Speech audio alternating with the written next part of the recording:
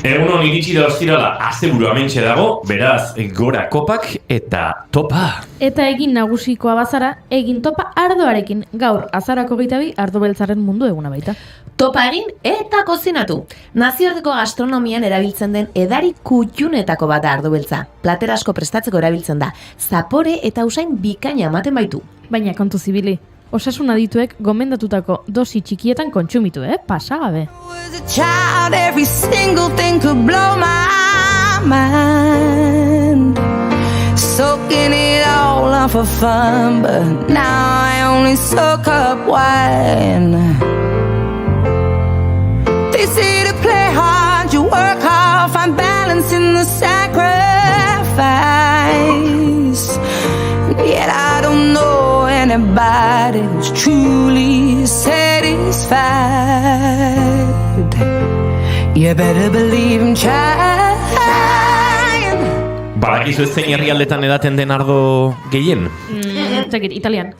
Ez dakit bari California Wine Instituten ikerketa baten arabera, Vatikano hirien. Ez da Italia, baina, bueno, Hortxe. estatu ardozalena hori omen da, 825 biztanle ditu eta bakoitzak bataz beste, 74 litro edaten ditu urtean. Karo, kopatxo bat meza bakoitzean, apaizen eta ardoaren arteko harremana, historikoa da. Ziur Agostino Casaroli oso ardozalea zela. Gaurko egunez jaio zen italiar kardinala, Vatikanoaren eta ekialdeko Europako herrialde komunisten arteko harremanak zuzentzen ahalegindu zena. 1963an Vatikanoko idazkari aurre izendatu zuten. Ba entzun, Ali Akarrek, Juan Pablo Bigarrena aita santua hiltzen saiatu zen gizonak, esan zuen duela gutxi Casarolik agindu ziola atentadua. Apaizak elkarren aurka ardoaren kontsumoa, honek Dan Brown idazlearen liburu bat dirudi.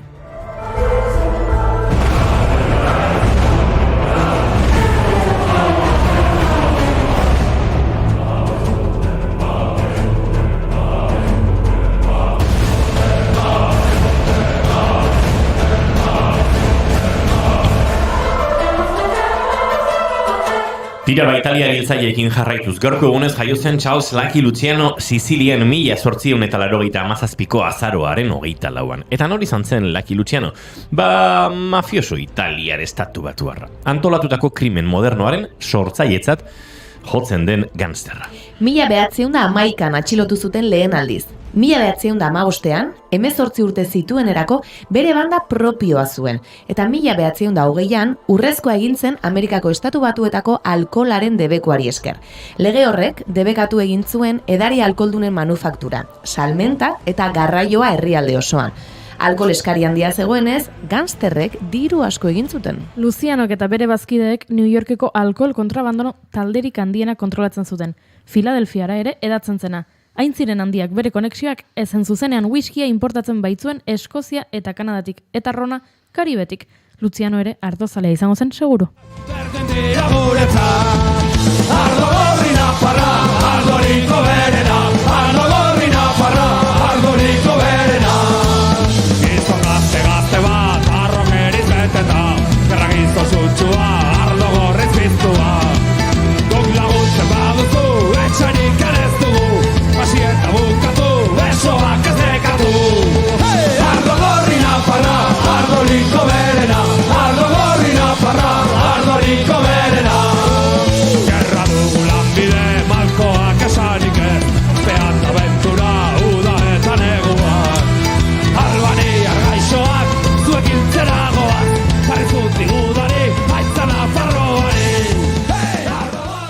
Ardozaleak eta krimen antolatuaren erakusleak ziren Orient Express pelikulako protagonistak. Gaurko egunez estrenatu zuten filma 1974an. Sidney Lumetek zuzendu eta Albert Finney, Lauren Bacall, Martin Balsam, George Coulourius, Jean-Pierre Cassel, Ingrid Bergman, Jacqueline Bisset, Sean Connery eta Anthony Perkins aktoreek antzeztu zuten, besteak beste. 1934ko Agatha Christie idazlearen Orient Expresseko hilketa eleberri ospetsuaren zinemaratzea da. Hercule Poirot bere adiskide Bianchi jaunarekin dago Istanbulen Orient Express trenean bidaiatzeko prest. Baina, bidaia hasi eta hilketa basati bat gertatuko da trenean. Eskerrak detektibe belgiarra misterio guztiak argitzeko gai den. Le matin patois, oh les matins surtout, si parfois ce parfum, sans prévenir, revient, j'y peux rien. J'y peux rien, mon teint pâle, c'est la Meuse, mes grands yeux bleus de pluie, je dis oui. J'y peux rien, c'est la Meuse. Vois-tu à mon teint pâle les stigmates de saison rigoureuse, où la pluie langoureuse s'invite toujours au bal. Agian Poiroti ardoaren jatorriaren misterioa argitu dezala eskatu behar diogu. Historialariak ez baitira ados jartzen. Batzuk diote mahatxondoaren laborantza eta mahatxekin egindako edarien elaborazioa Kristo aurreko 6.000 eta 5.000 ingurukoa dela. Eta beste batzuek aldiz, brontze arora arte, hau da Kristo aurreko 3.000 urtera arte, etzela ardoaren benetako jaiotza gertatu. Hala ere, arkeologo gehienak ados daude. Munduan egin ziren lehenengo ardo ekoizpenak Samerren, Tigris eta Eufrates lursaietan izan zirela. Eta Samertik Egiptora iritsi zen ardoa. Pero en la caseta de los populares el vino es más caro y reluce la fruta, la gomina en el pelo y las camisas de marca. 4 camareros siguen en la lucha donde nos despachan mojito cubano. Garai horretan Egipton gehien kontsumitzen eta ekoizten zen alkoholdun edaria garagardoa zen. Baina ardoa iristerakoan parekatu egin zen bien arteko kontsumoa. Nilo errekaren ertzean matxondo landaketa handiak egin zituzten eta azkar konturatu ziren negozio handia egin zitekela ardoarekin. Eta horrela hasi zen ardoaren komertzializazioa, mahatxaren zukua lokatzezko ontzietan uzten zuten fermentatzen hainbat urtez. Orduan konturatu ziren geroz eta urte gehiago egon ontzien barruan orduan eta ardo hobeagoa lortzen zutela. Gugeu bezalaxe, zenbat eta denboraldi gehiago, orduan eta saio bea. Azkenean kafea ardoa bezalakoxa izango da, edotea.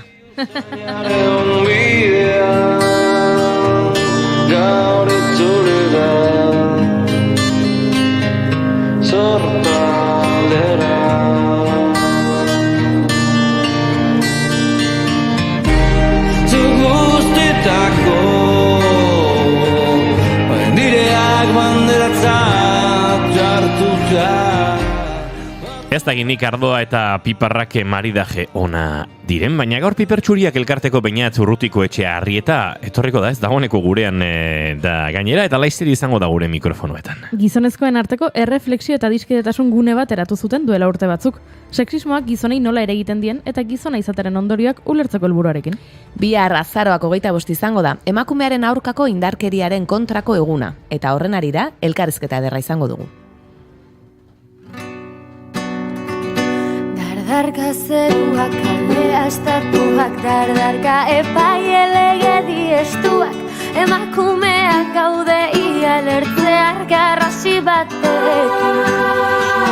Egan irtetzean, aste bakoitzeko, minutu bakoitza, hildako aizparen minaren oroitza, alaba emazte ama naiz neskato ezaztu. Akaitz Sarasolak azterketa egingo digu gaur.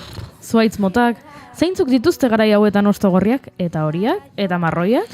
Eta asteburuko plan sortaren berri emango digu Oiana Maritorenaken bekantzerkia, dantza, eta asteburu honetan manifestazio ugari. Eta Mikel Ailonekin kafe hutsa hartuko dugu. Bueno, edotea. Edo ez dakitigu agian kolakaua. Sai honetan ezkara bat ere ortodoxoak. Itzultzaile, idazle eta dramaturgoa da Ailon. Ardokupa batekin idazten duen horietako haute da? Ikusiko, eta Euskal Herritik erbesteratutako musikariak izango ditugu gogoan, Donostian antolatu duten kongresuaren arira. Josu Txueka izango da gurekin. Topa, azaroak 24 ditu gaur eta ostirala da ongitorri guztioi bigarren kafera. Naiz, irratian zarete.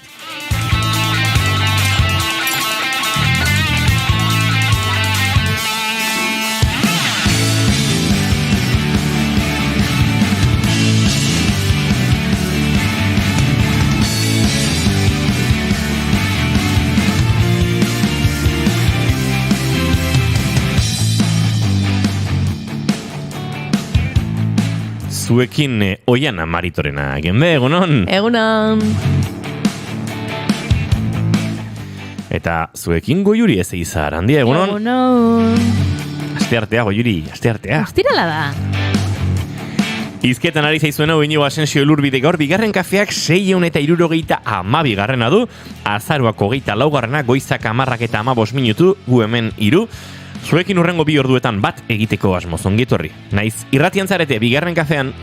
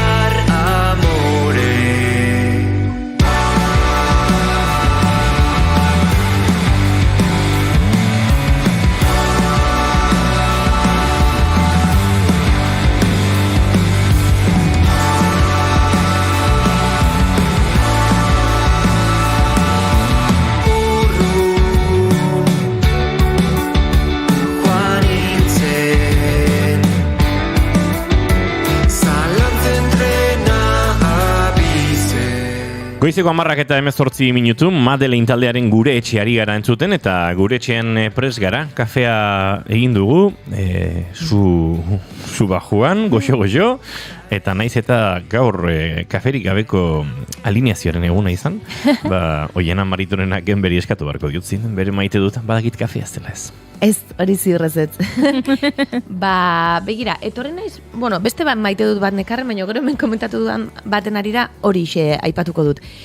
Asko hitz egin da aste hontan, Donostiako zenbait eskola edo ikastoletako guraso, ikasle batzuei iritsi zaizkiela WhatsApp talde konkretu batzuk, eta eta nik zentro horietako batean lan egiten dut, Zurrila ikastolan, eta, atzonik beraiekin txikiekin eskola izan nuen, eta egia da, gai batzuekin zenbaitume oso goiz obsesionatzen hasten direla, kasu honetan pornoa, edo sexuarekin, eta oso txikitatik hasi dira, komentarioa beti buruan hori bezala daukate, eta egia da, asko landu beharreko gai badela, bai etxean, bai zentroetan, inguru askotan, baina maite dut edo behintzat ikasle hauek ere erakutsi didate, atzo beraiekin hizketan eta etxean beste hainbat gai lantzen dituztela, edo badakitela beraien inguruan zer gertatzen den gizartean, politikaz ere askok badakitela banorden ezakiten mengo politikari bat, edo estatu mailako besteren bat edo, eta badutela iritzia horrekiko eta kritikoak ere hainbat gauzaetan badirela.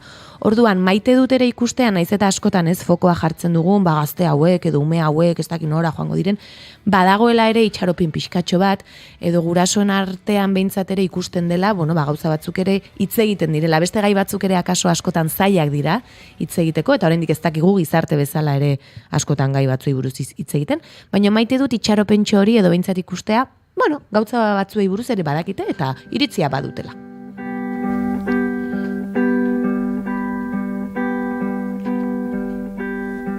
And so the outside, it bashes us in, bashes us about a bit. Feel it tugging you, plowing you flat. Then feel it filling your sails and warm on your back.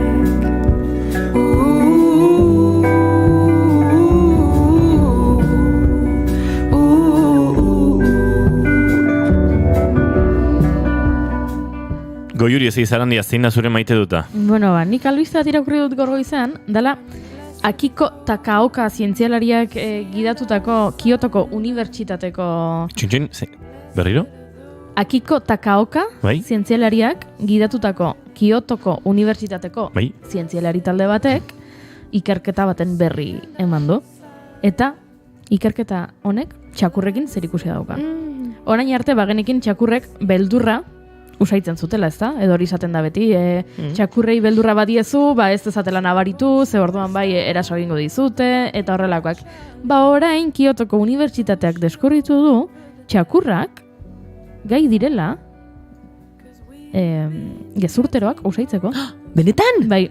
Ikerketa bat egin dute janaria erabiliz, 34 txakur eta janaria erabiliz, eta ondorizatu dute txakurrek badakitela pertsona talde batean norari den gezurretan ikusteko edo usaitzeko, eta eritu zait zoragarria, eta beraz hemendik esan nahi dizuet txakur bat ekarriko dudala. Hori da. Datorren astean, hemen.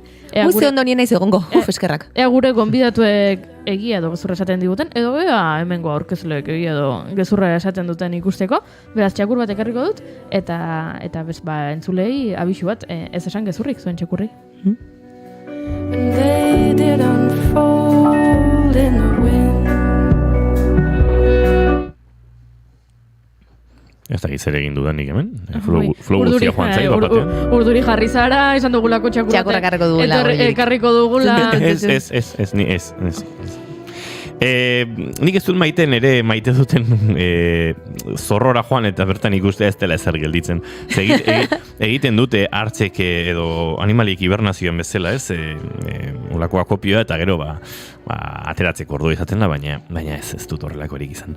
Egia esan, nire maite dut eza iaia pare-parean doaz atzo jaso genuen, ikusi genuen uste dut askok Espainiako presidenteak Pedro Sánchezek Netanyahuri, horrelako, ez da ziurrenik ordezkari politiko goren edo estatu presidente baten eskutik, orain arte Gazako sarraskiaren inguruan izan den hitzik argienak, zehatzenak eta izan zitezkeela. Ez dut beste presidenterik entzun horrelakorik esaten goi. Herrialde batzuk oso goiz moztu zuten beraien harremana Israeleko gobernuarekin, Hego Amerikako... Boliviak, ez? Bai, Boliviak adibidez, eta... Europar Batasunaren giroan ari nintzen pentsatzen. Orduan zalantzari gabe. Egia da, bai. Eta noski, eta Argeliak eta besteen bat inguruko herrialdek, eta bai. Beraz, bai, alako poza eman zidan, eta pentsatu nuen behintzat progresismoaren gobernu honek, ustezko progresismoaren gobernu honek, bere lehenengo aste hauetan eman digu, espero genuen behintzat erantzun politiko bat, akaso ez behartzenaren mailakoa, baina alderatuta gertatzen ari denarekin, akaso txukun xamarra. Taldi berean gogoratu nintzen duela hilabete gutxi Pedro Sánchez presidenteak Saharar herriari egindako sozialisten 11. traizioaz, eta pentsatu nuen, zer den bizitza, Maroko hori onartu diozu lapurtutako lurroiek bereak direla, Maroko hori onartu diozu egiten dituen sarraski, bortizkeria, tortura sistematiko guztiak okupatutako lurraldeetan, eta orain ari zara Netanyahuri exigitzen giza eskubideen betetzea. Eta batez ere atentzioa eman zidan entzutea, eta hau gehiagotan entzun dut dagoeneko Espainiar estatuari dagokionez, guk hemen badakigu zer den terrorismoa, eta ez dugu inoiz horrelakorik egin, eta gogora etorri zaizkidan, ez dakit, Josita Josean, eta ez dakit, Galeke hil eta zauritu zituen 60 gora pertsona estatu violentzia edo estatu terrorismoaren baitan, ez? Eta Pedro Sánchezen ahotan, alderdi sozialistako kide baten ahotan hori erentzutea, uste dut autokritikatik urrun xamar egotea dela. Beraz, gazi gozo jasotako hitzak dira, baina tira, onarekin geratuta, behintzat norbaitek alako presio zuzenagoa egin du Israelgo gobernuaren aurrean, eta geratuko gara maite dute kolorea duen, maite dute ambigu edo lauso honekin. Hemendik maite dut batzuk ere bota dizkigute, Gorkak dio, nire maite duta da kalera jetxita herriko biztanleekin elkartu eta mostoa hartu, edo txokolatea txurrokin, ze plazerra herrin egotea. Baina ze herritan, Gorka? Zumarragan, Hernanin... Gorkaleko guztietan dago. Laizter esango diguzu Ibarran geluko ere bazarela eta bertakoekin hartzen duzula kafea, beraz ez dakit.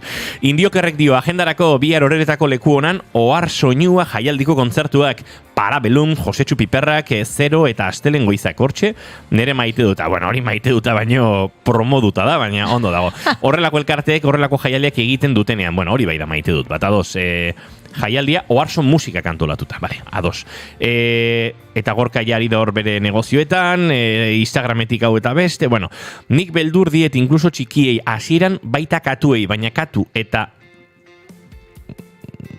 hauen gurekin daudenetik beldurra pasa zait. Hori txakorri buruz hariko da, Spidermander, baina katuta hauen, ez dakit... Izenak izango dira, ez? Txakur batek katu izena dut, eta bestak guen. Edo katuak katu eta txakurrak guen. Txakurrek katu izena berexia da, bai. Bueno, azalduko diguzu, ea horrela den. Katu eta hauen katuak dira. Vale. Katuari katu deitzeak ere bere xarma dauka, Hola, minimalismo kontzeptualistaren gorazarrea. Spidermanderrek indiokerre jijiji, Zumarragan dabil Gorka. Bueno, vale, Gorka, hori argitu diguzu. Goizeko 10:27 minutu diren honetan, gu gaurko saioa abiatzeko moduan ere bagara, eta laizzer, gure gonbidatuari ez dakit Goiuri maite dut askatu behar diogun, ala ez? Bainat urrutiko etxe harrieta. Egun honetan ongitorri bigarren kafera, ez dizugu ezer kontatu, baina dagoeneko maite dutaren testu inguruan nolabait somatu duzu. Beraz, kontei guztu ezartan hasi aurretik, zein den zure maite duta? Torbildu mikrora beldurri. Bai. Bueno, azteko da baina eskerrik asko gonbidapenagatik, eskerrik asko guria botxa montegaitik, eta mogia egote hemen eskuan, gure aldarrikatu bai, ez nagoela nire ahotxean hitz egiten, baizik eta pipertxuriakin ahotxean, orduen dekot argazki bat, atxo bildu ginen pertsonekin, orduen maite doana da, espazio kolektiboak, non ez dugun gure iritzia bakarretik egiten, baizik eta kolektibotik, eta non elkarren artean laguntzen garen, eta ez dugun uste gu bakarrik egin aldugun espazio horiek maite ditut. Goizeko 10:28, orain bai, aurkeztuko dizuegu segituan, gure gonbidatua, hemen bigarren kafean naiz erratian.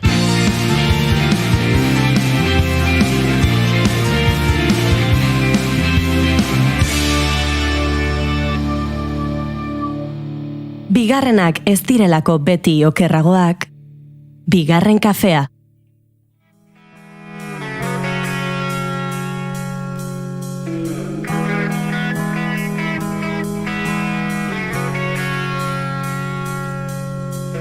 Ez dira betiko garaionenak, azken finean gizaki hutsak gara. Ez dira betiko garai honenak. Emakumeak aldunduta daude. Ezin zaie kaletik txistu egin. Pentsa, ipurdua ikutu nion aurrekoan bati herriko tabernan eta sarretu egin zen. Laztan bat besterik etzen izan eta. Ezin da lasai parranda egin, urrengo egunean salaketa bat jasotzeko beldurrarekin bizi gara orain gizonok. Feminismoak burua jandie. Lehen sikiera gure espazioak genituen. Orain elkartean emakumeak ere sartu dizkigute eta kontu bazkalostean egiten dituzun txisteekin.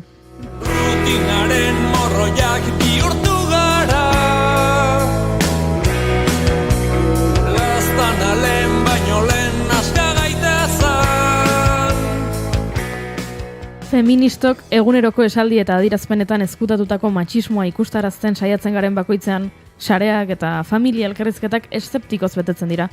Gehiegitan entzun dut gure erruz orain ezin dela ezer esan, edo politikoki zuzenaren tirania ezarri dugula. Feminismoak ez aldie onurarik ekartzen gizonei.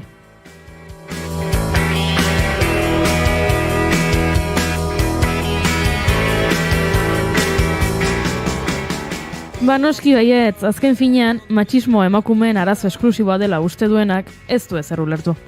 Pipertxuriakeko kideek gizonezkoen arteko erreflexio eta adiskidetasun gune bat eratu zuten 2018an, sexismoak nola ere egiten digun eta gizon izatearen ondorioak ulertzeko helburuarekin. Eta beraz, gai honetaz hitz egiteko, gonbidatu egin ditugu, eta Beñat Urrutiko etxe harrieta etorri da, guztien izenean gurera kafea hartzera. Egunon, Beñat. Egunon. eskerrik asko. A ber, ja, zuzenean hasiko gara galdera potoloekin. Sektore batzuk uste dute feminismoa emakumeena eta emakumeentzat eta emakumeengatik dela, eta beste batzuk uste dute feminismoa guztiok zeharkatzen gaituen eraldaketa prozesu bat dela. Zuen ustez, horrela, galdera potoloa, zein da gizonek feminismoan eduki behar duten rola? Ba, azkenean uste dugu ezin garela jauzi...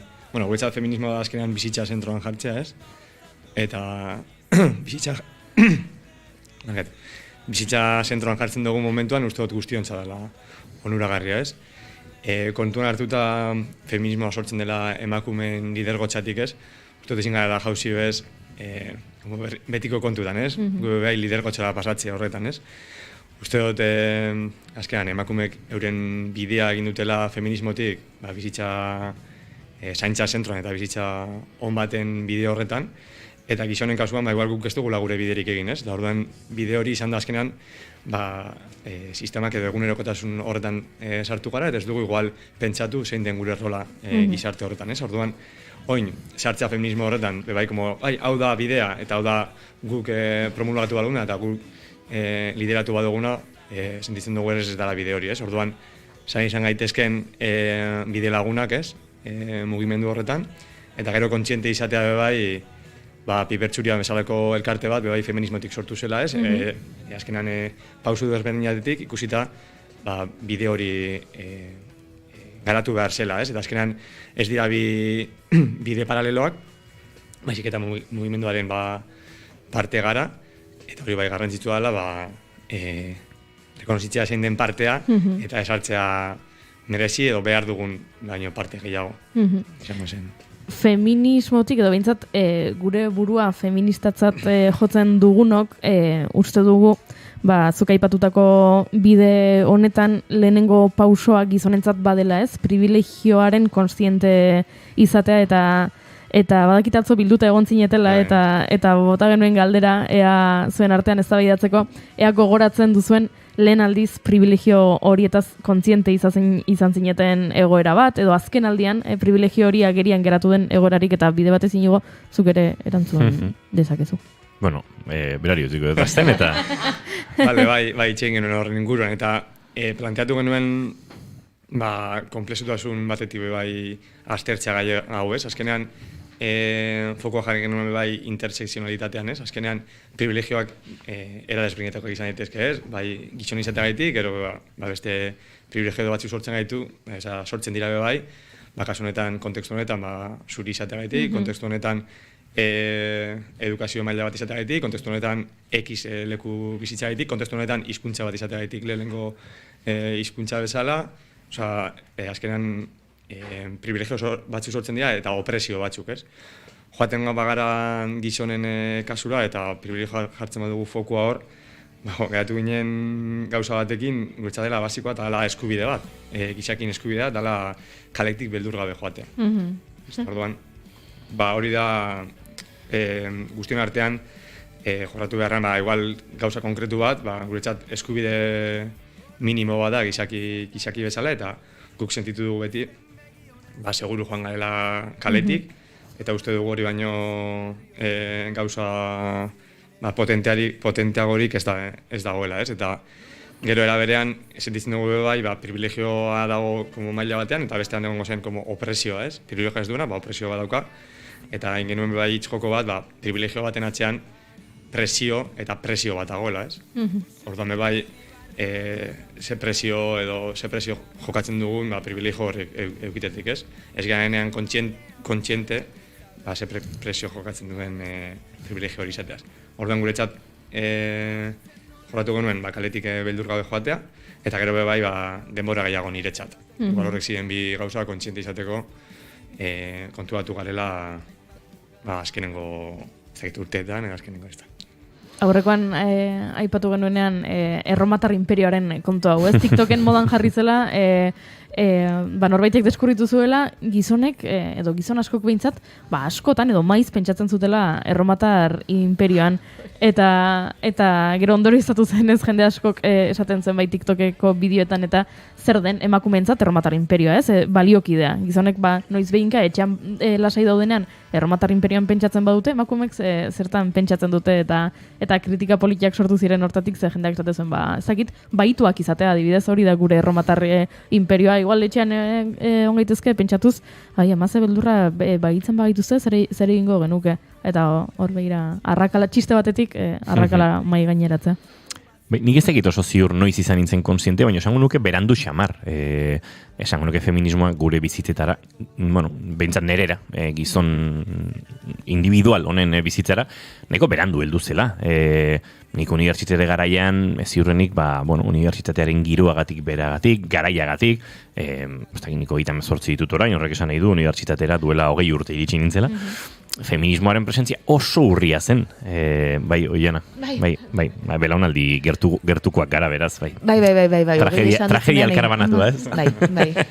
Bai, eta orduan, uste dut, privilegioitaz konstienti izatea bai izan dela feminismoa gure bizitzetara heltzearen ondorioz. Norbaitek plazaratzen dizun arte, eizu konstiente altzara gizon izateagatik dituzun privilegioz, ni gustetzarela horretan pentsatzen jarri edo, ni behintzaten naiz horretan, enintzan horretan pentsatzen jarritakoa. Eta adibide asko etortzea ezkit burura, batez ere langiroan, baina noski, pixkatara dago sentitze hausnartuta, etxera joaterakoan, ez, dudarik gabe.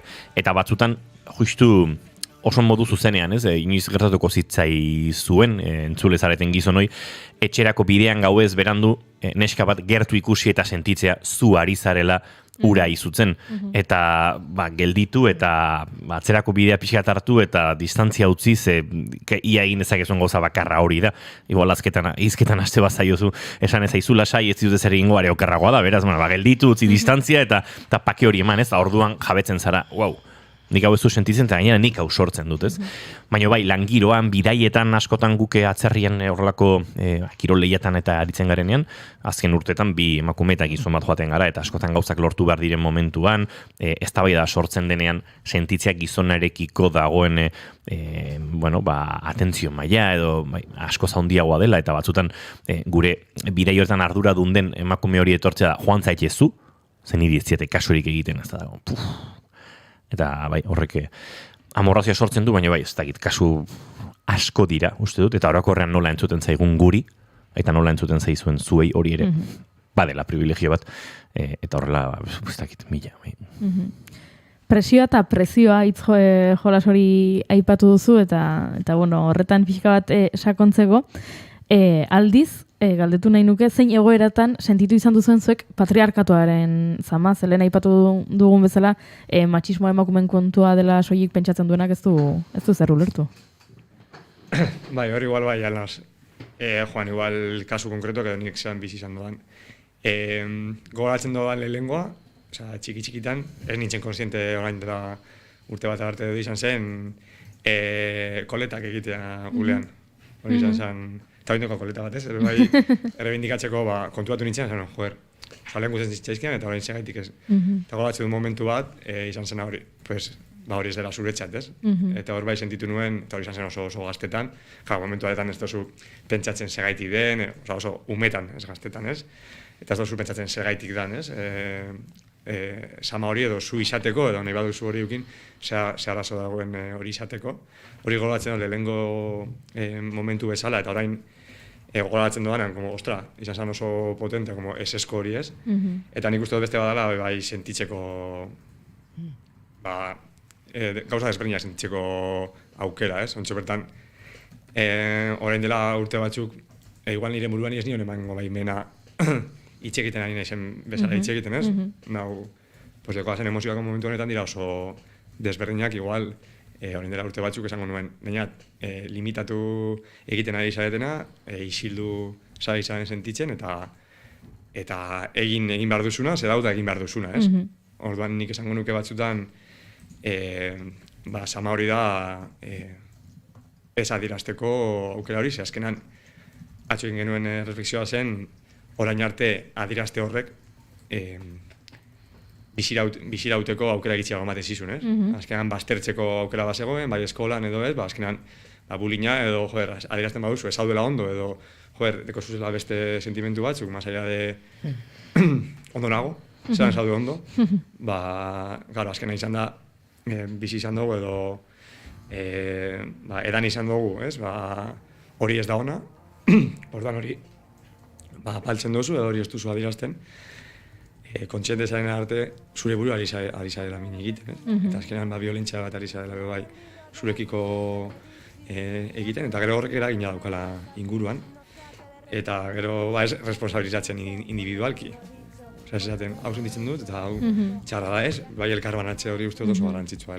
Duan horre biak, bat individuala eta bestea uste kolektiboa elkarte moduan bai elkarbanatzen genuen. Elkarbanatze hori, sentimenduak adierazte hori, hauskor agertzeari, horri askotan maskulinitate berriak deitu izan zaio, edo ez dakitez, deskribapen hori jartzen diogu, baino nik aldera badaukat. Hain berriak dira, heteropatriarkatutik aldentzen diren bizitzeko edo mundua habitatzeko modu hauek, edo ikusgarritasun falta izan da kontua eta ez dira hain berriak. Atzo bai onginen hitz egiten, azkenean, ze abisen jartzen dizkiegu izenei, ez? Maskulinitate berria, maskulinitate hegemonikoa ez dakitzen. Azkenean maskulinitatea da individuala. Esan gure, bakotxadeko bere bizipenak eta horrekiko adierazten da era horretan. Gero bai da taldekatzen dira, ez? Orokorrean sistema baten gaude eta orduan backgrounda nahiz eta ezberdina izan, badako guz karakteristiko batzuk komuna direnak, ez?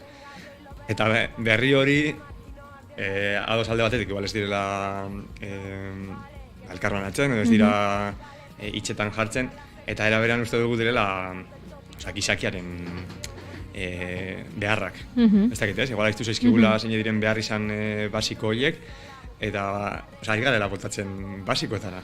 Bizitza zentroan jartzea, azkenean zaintza beharrezkoa da bizitzeko, eta igual aiztu zaigu hori zentroan eukita, ez dela berria, ez dela sarrata, ez dela bizitzeko era bat, eta bakotxak bizitzeko era bat desberdina dukala, eta kontekstua desberdina dela, eta gero ezin dutxogula bakotxari esan, zu ezin duzu maskulitate hori izan, ez?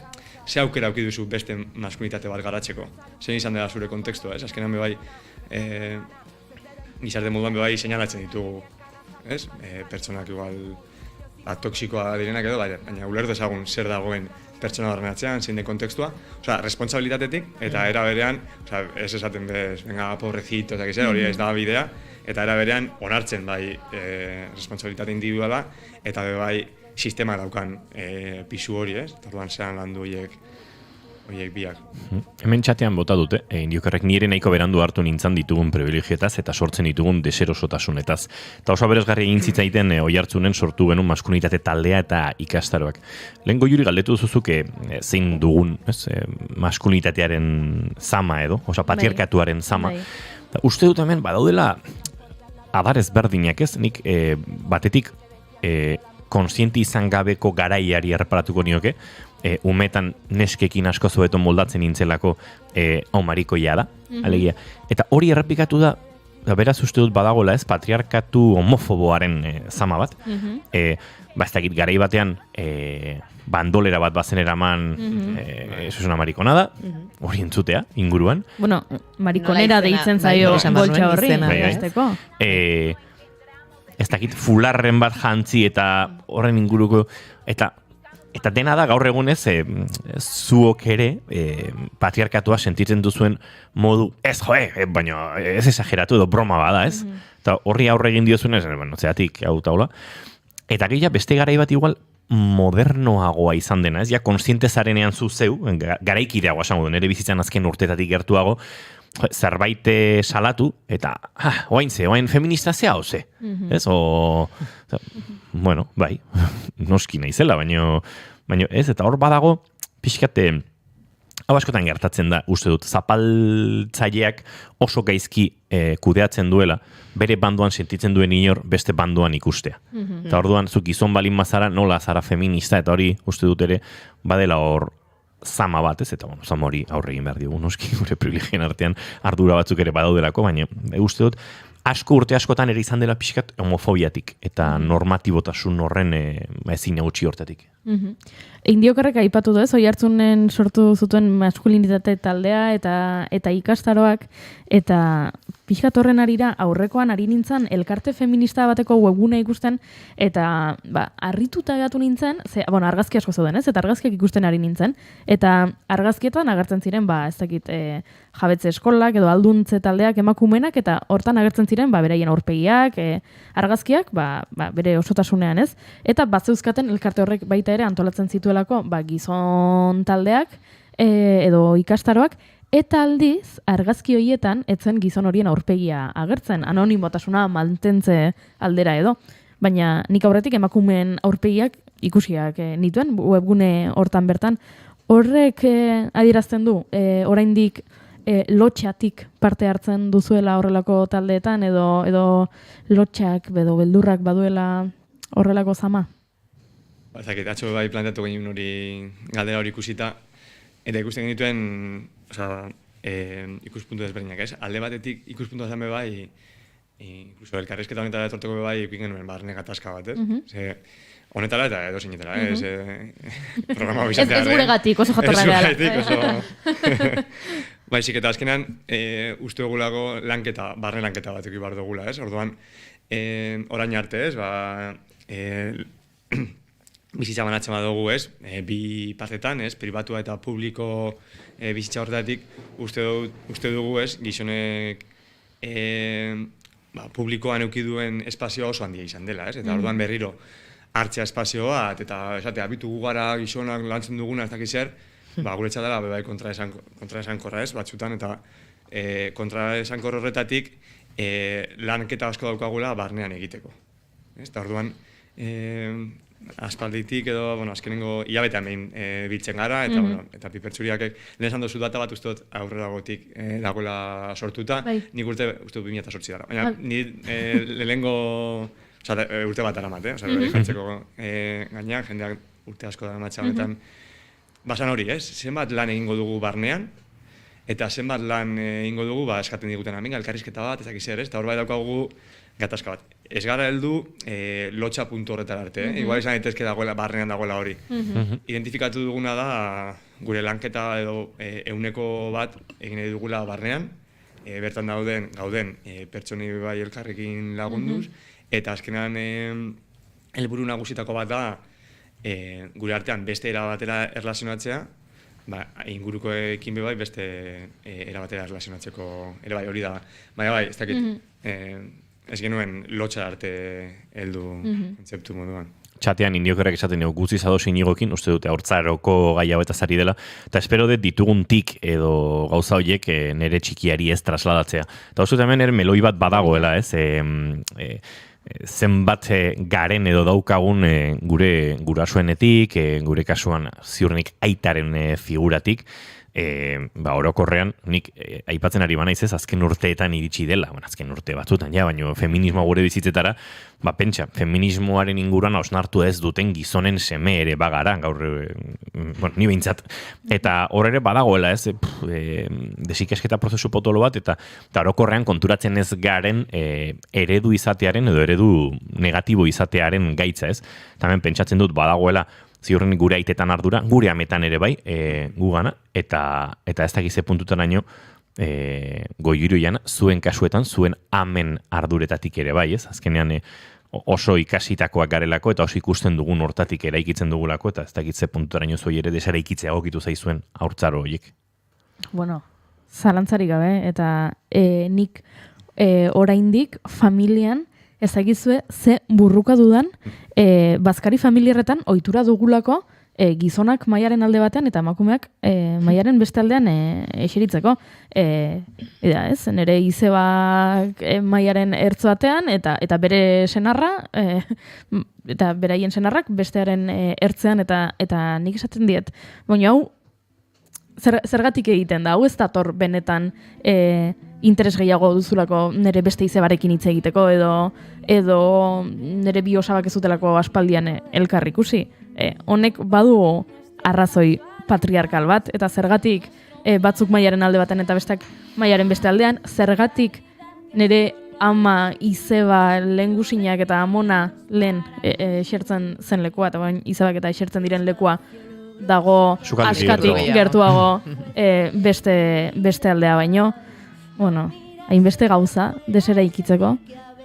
Eta konstiente izan da, ezin dela, burruka guztiak ezin dituzela irabazi, eta indarrak neurtu egin behar direla, eta ezin dela, baino, bai, nire lagun batek, Izarok ezagutzen dezue. Izarok beti esaten du, feminismoan aipatzen delako beti, betaurreko moreak noiz jantzi dituzu, ez? Metafora gisa, noiz izan zaren konstiente, zuk kontzientzia feminista hori noiz hartu duzu, ez? Betaurreko moreak noiz jantzi dituzu, eta Izarok beti esaten du, berarentzat kontrakoa dela, betaurrekoak noiz erori zaizkizu. Ez? Itxu zinen, orain arte, bizi duzun errealitate patriarkalaren aurrean itxu zinen, eta batean betaurrekoak erori zaizkizu eta konstiente zara, eta asko gustatzen zait, bi metafora gustatzen zaizkite, eta ez daukat nago kontra betaurreko moreak jartzarekin, baino agian bai errealitatetik gertuago dagoela, edo iruditzen zaidala nire behintzat, betaurreko horiek erortzearena, ez? Itxu zinen, eta orain konstiente zara, bai, asko desera ikitzeko. Eta nik hemen beste beldur bat, ez dakite gure azpitik datozen beronaldietan, ustezko, ez dakitea, garai berrien kontzientzia hori benetan txertatzen ari garen, edo eurek ere, alegia gaur egun 10 urte dituzten mutilek, 30 urterekin hasi beharko duten, desera ikitzen, nire sentsazioa da oraindik ere badauden jarrera oso patriarkal, oso gizonezkotasunetik sortutako batzuk. Nik hau ikusten dut inguruko aurretan, ilobetan, ez daukat seme alabarik, baina ez dakit, eta ez dakite zuek behinate lanik egin duzuen alako gazteen diagnostikoan, eta ze sentitzen duzuen, nola ikusten duzuen? Bai, azkenean egin bat pipertsuriak landuna, eta hartzeot izena bai Juanmak landu izan du, ez? Gai hau, ez? Eskoletan, eta gehien bat 13 eta 16 urte bitarte horretan, ez? Orduan, nera bezaro horretan, planteatzen duzunean, kontekstua ikusita, nera beha zara, eskola baten zaude, eta ezin ditzen duzu, edozein gai inposatua dela, ez? Azkenean zuk ez duzuela bakitzen ze gairi buruz hitz egingo den, ez? Edo ze gai jorratuko diren, orokorrean, ez? Orduan, heltzen dalako gai bat, eskolako beharra izanetik, ez? Eta orduan zelan lantzen da gai hau. Orduan, justo kotxea bidean, Juanmarekin egon naiz izketan bio batera, bai, apur bat sakonago ikusteko zelan bizi izan diren espazio horiek nerabeekin, ez?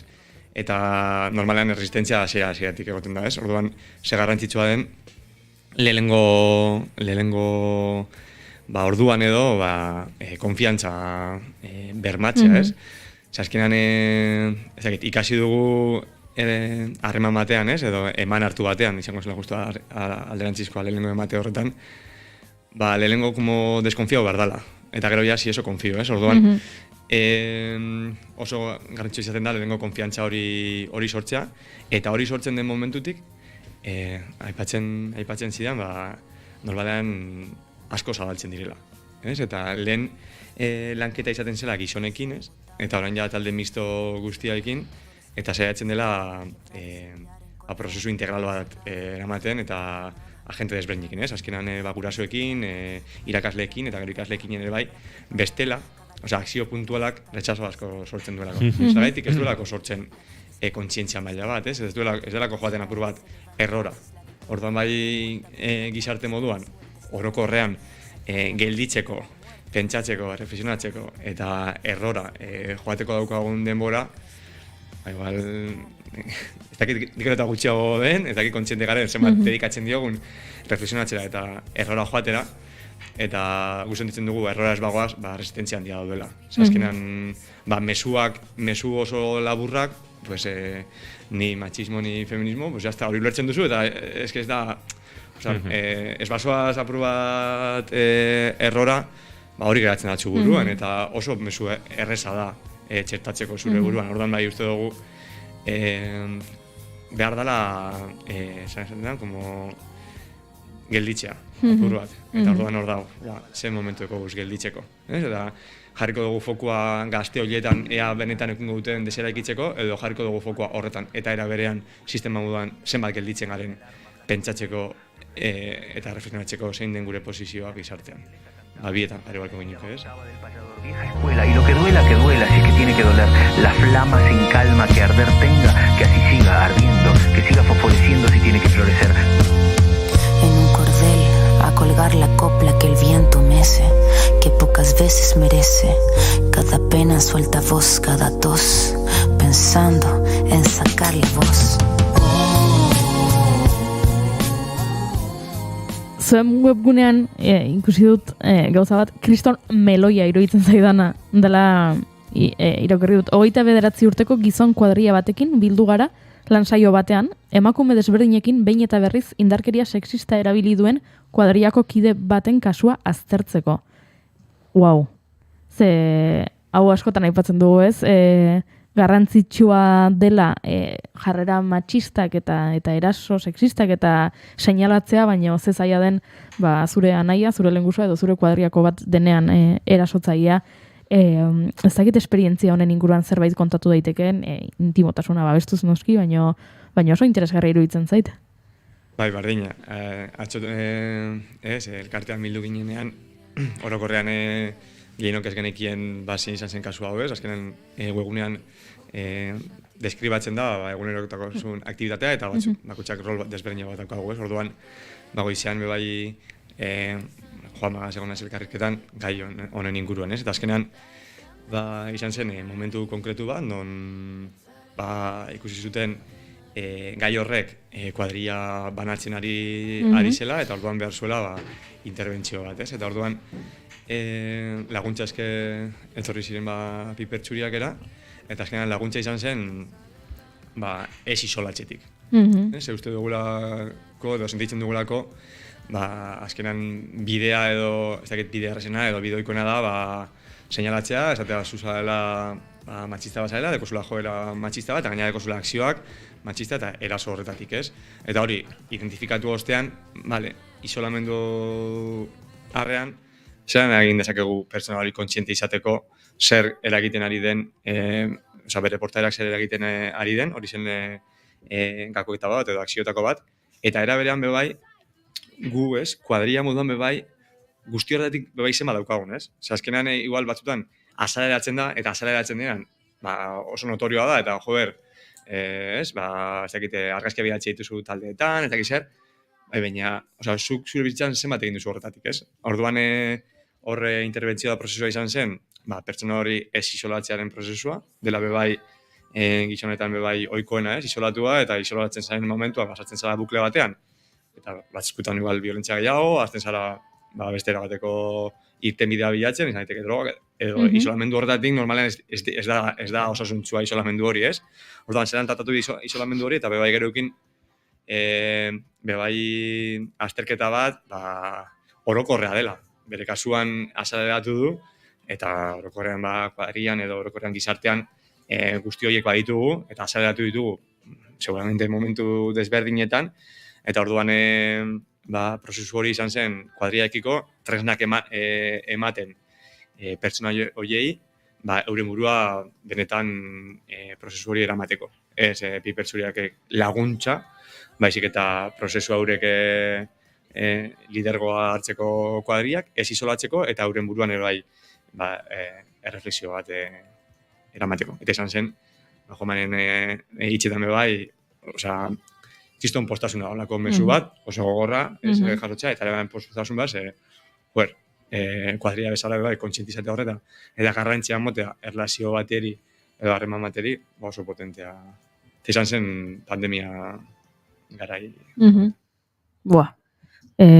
Iruditzen zait, kriston gaia dela eta kriston lanketa dagoela horrez. Ezagutzen ditut nik mutiltal kuadriak, zeinetan batek bat bortxatzaia den, eta badakit nola eragin duen horrek kuadrian, eta nola nik behintzat esperoen nuken ondorioa edukidun, baztertuak ezagit bortxatzailea izan beharren baztertua izan dena azkenean, hori salatu dutenak izan direla, eta uste dut hor sekulako bidea daukagula oraindik egiteke.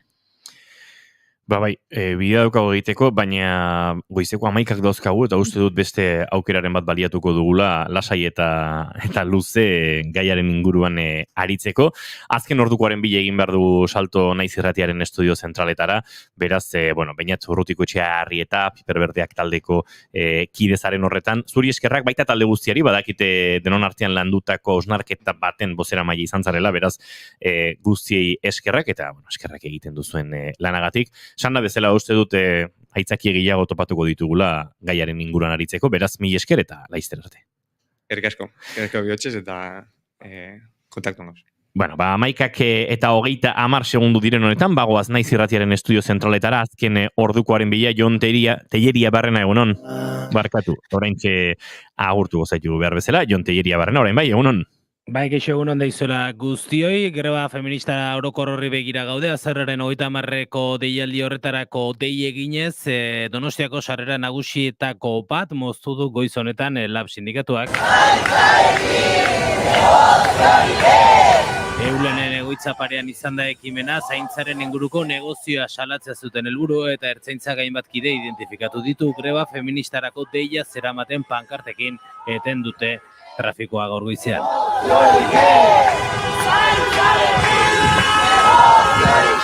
Eta Ipar Euskal Herriko beste 7 lizeotan bomba abisuak izan dituzte ostiral honetan, poliziak ikuskatu ditu ikastetxeak eta abisu faltsuak zirela iritzita euren martxa berartu dute, asteazkenean 6 lizeotan jaso zuten bomba abisua eta ostiral honetan beste 7 izan dira. Gainera, ikastetxe hauetako zuzendariek euren sakelekoan mezuak ere jaso dituzte, erreskate bat eskatuz Turkean, Baionako 4 lizeo eta Angelu Donibane Loizune eta Hendaiako banatan izan dira bomba mehatxuak. Gaur Landetan eta Girondan ere beste 40 bat bomba mehatxu izan dira azken egunotan, oraingo zinolako ondorio larririk gabe. Eta Hondarribiatik albistea ere, udalerri Euskaldunen mankomunitateko kide izango delako abendutik aurrera, ala ebatzi du udalak bart egindako udalbatzan, UEMako udalagoaren udalerria bihurtuko da. Ondorioz, ia 17.000 biztanle ditu eta Euskaldunen indizea 72,8 da. Euskararen ezagutzak gora egin duen neurrian, Euskaldun indizeak ere hala egin du, erabileran gorakada ez da parekoa eta UEMaren baitan aritzeak arlo horretan aurrera pausoak emateko balio izango diela uste du. Udalak abenduaren 16an izango da UEMaren urte amaierako batzar nagusia eta bertan ofizializatuko da Hondarribiaren sarrera. Errepidetan, ordu honetan ez da aparteko arazorik, beraz 12an eguneratuko dugu informazioa naiz irratian. Gero arte. Eskerrik asko Jon Telleria Barrena, aurrera goaz hain zuzen ere, goizeko 11 eta 3 minutu. Gai emat geratu zaigu hor airean, hemendik Indiokerrek ere esan digu, barkatu gaurko txapa, baina gai honek oso gertutik eta asko ikutzen diten gai bada. Ez, alderantziz, eskerrik asko parte hartzeagatik gure solasaldi honetan, eta kuadria asko txuritzeko joera daukagu ere esan digu, gure gurasoen noski dakatela naigabeko ardura edo, baina betaurrekoak kendu eta jarri bakoitzak egin behar ditu eta lanketa pertsonala, eta jarraian norberak egin behar duena, baina bidea lagunduta egiten bada, asko zobeto, eta eskerrik asko Beñat ere esan digu, beraz, hortxe galderaren bat airean geratu zaigu, Beñat oraindik hemen dago, ez dakit galdera hori egiteko momentua den, Goiuri, agurtuko dugun, agurtu eta birragurtu Beñat Urrutikoetxea Arrieta. Aprobetxatu egingo dugu. Baliatuko dugu momentua, ados. Bihar azaroaren 25 baita, emakumaren aurkako indarkeriaren kontrako eguna, egongo dira manifestazioak, elkarretaratzeak, ez dakit mobilizazio zaratatxuak Euskal Herrian zehar, eta baliatuz bihar denez egun hori, zein da gizonek horrelako egun batean eduki behar duten papera, eta zuek nola hartu behar duzuen parte? Bai, lehen komentatu dugu moduen, feminismoarekin lotutako berdina ez, azkenan bide lagun moduan, eta ez dakit, esan duzuen moduen, nahi gainean jartzen, ez, violentzia horiek, eta onartzen, bai, ez, momentu askotan bizitzan violentzia eragin dugula, ez, maila desberdinetan, ez, batzutan pentsatzen dugu datu hori, ez, zenbat pertsona erail diren edo ez, emakume urtean, eske beste erabateko violentzia daude, eta uste dut gu kontziente gara, eta hitz egin dugu bai ze violentzia jasai izan dugun, eta zein bebai eragin izan dugun, ez? Eta orduan hor garrantzitsua bebai, guk unibertsitatean lan dugun benean bebai, tipo desberdin dauden, orduan hori plazaratzea, onartzea bebai uste dutela bebai gure papela eta pipertsuriak egin izan dugu bebai zein jasain izan dugun eta zein eragin. Eta gero lehenengo gaian bezala, azkenean onartzertatik, bidelagun hori, eta inongo protagonismo gabe, ez? Hori bai ateratzen atzo elkarrizketan, 25 ene batean, orain dela urte batzuk, proposatuten ateratzea pankartarekin, eta eukizuen ikusgarritasun gehiago horrek, benetan gertatu izan zenak manifestazioen baino, ez? Orduan, ezin gara jauzi bez trampa horietan, ez? Orduan, erreflexio talde bezala egin genuen, eta gero bakoitzak erabakiko du zelan parte hartuko duen manifestazio horretan, jakinda bidean gaudela onartzen jasan eta eragin izan ditugun violentzia horiek. Eskerrik asko Beñat eta beste entzule guztioi deialdia egin parte hartzeko manifestazioetan. Aurrera goaz, orain bai, 11:06 minutu, izan ondo Beñat, aur.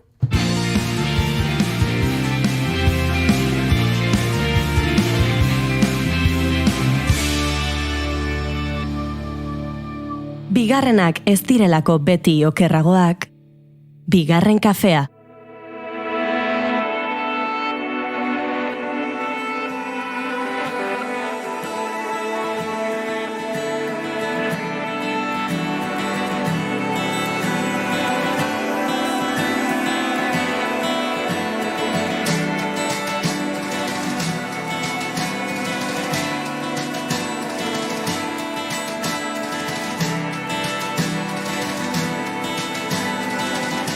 Eta bagoa salto batean Donostiako Euskal Herriko Unibertsitateko Carlos Santamaria liburutegira, okerrez pagabiltza behintzat, antxe dagoelako 11 bide elkarteko ordezkari den Josu Txueka. Erbesteratutako musikariak gogoan izaten ari dira, Donostian gertatzen ari den, kongresuan azken egunetan eta gaur itxiera emateko bidean, antxe bildu dira aztertzeko. Bereziki, hainbat urtetan, erbestearen inguruko kongresu honek ardatz edo erpina askotatik egindako analisian, orain honetan musika ardatza hartuko dute. Ez tarlo honetara hurbiltzen diren lehenengo aldia, izan ere, 2012an arte eszenikoen esparruan landu ahal izan zuten erbestea bera. 18. kongresua egunotan eta goizeko 10etan abiatu den ekitaldiari, minututxo batzuk lapurtu dizkigu, edo bere kideari, minututxo batzuk lapurtu dizkigu. Josu Txueka, egunon eta ongitorri bigarren kafera. Egunon, eta mila esker zuek ere bai onera hurbiltzeagatik. Erbestea ardatz, erbestea itzaki, baina ardatz horretan oso fokalizatuta aurtengo edizioa musikan. Dagoeneko egun batzuk igaro dira, kongresuan martxan jarri zenuenetik, azaroaren 21etik. Zein izan dira ondorio nagusiak, zein izan dira azterketa edo osnarketa espazio nagusiak, Josu? Bueno, azterketa, zuk lehen aipatzen zenintun bezala, izan da erpin askotatik egindako azterketa, baina esparru misto horretara alde batetikan erbestea, zer izan zen, edo zer izan da erbestea gure historian, batez ere historia garaikidean, eta erbestearen testu inguruan, musika zelikoa izan zuen, eta aldi berean ze ezaugarriak eta ze testu ingurua izan zuten, baita ere, ez bakarrik musika egiten zutenak, baizik eta musikara edo musikaren bitartez musika egiten ez zutenak, nolabait esateko erbesteari edo erbestekak suposatzen ditun testuinguru edo baldintza latzei aurre egiteko hurbildu zirenak musikara. Eta horrek adierazpide oso ezberdinak ditu, goi mailako musikaren aldetikan, alde batetik, baina beste aldetikan, esatako nolabaiteko musika herrikoiaren aldetikan, edo adierazpide herrikoien aldetikan, hori,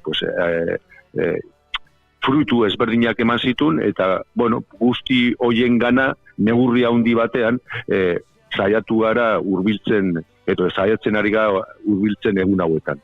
Josu, erbesteak errealitate asko ditu, garai asko ere bai, migrazio mugindu ezberdinak historian zehar, momentu latzagoak, konzentrazio esparruak, Europatik alde egin zutenak, gerraren ondorioz mugitu zirenak.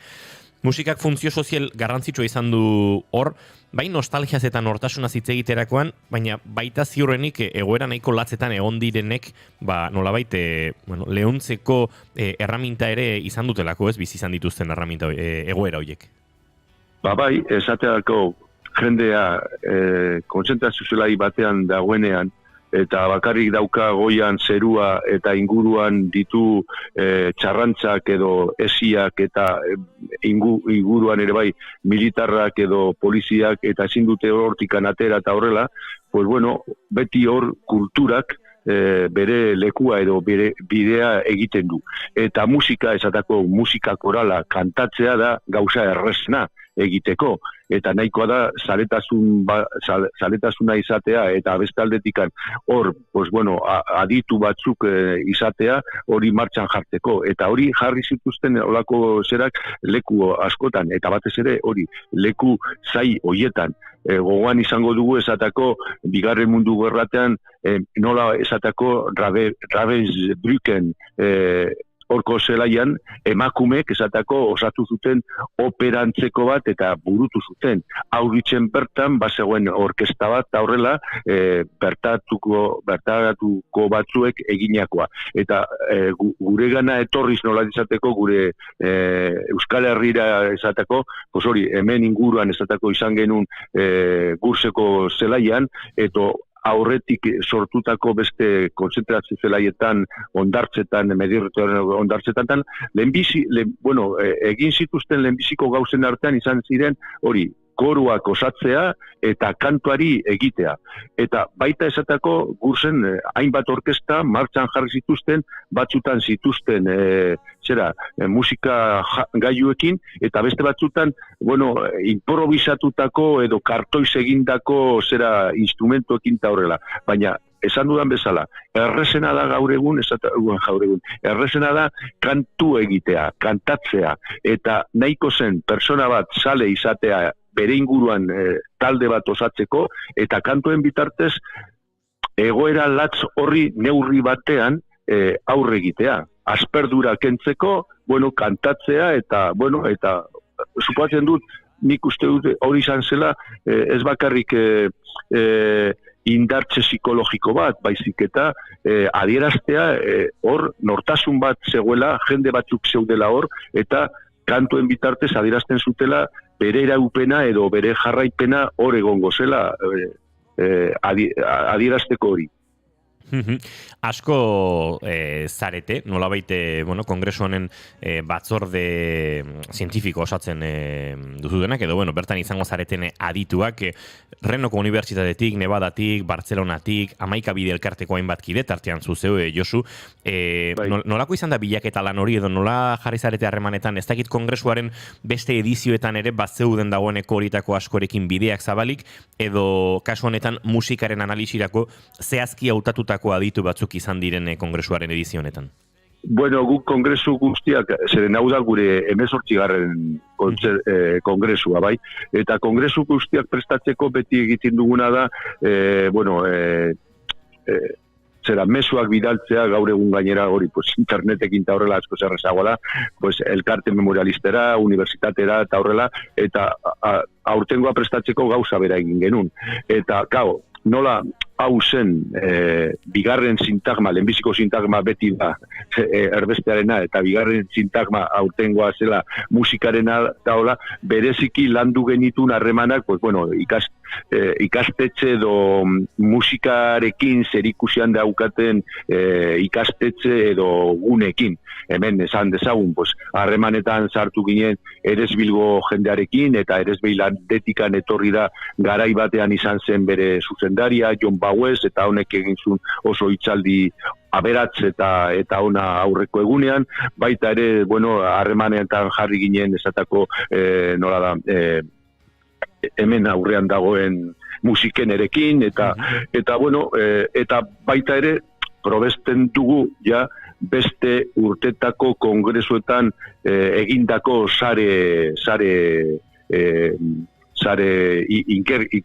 ikerlarien zarearekin eta horrela.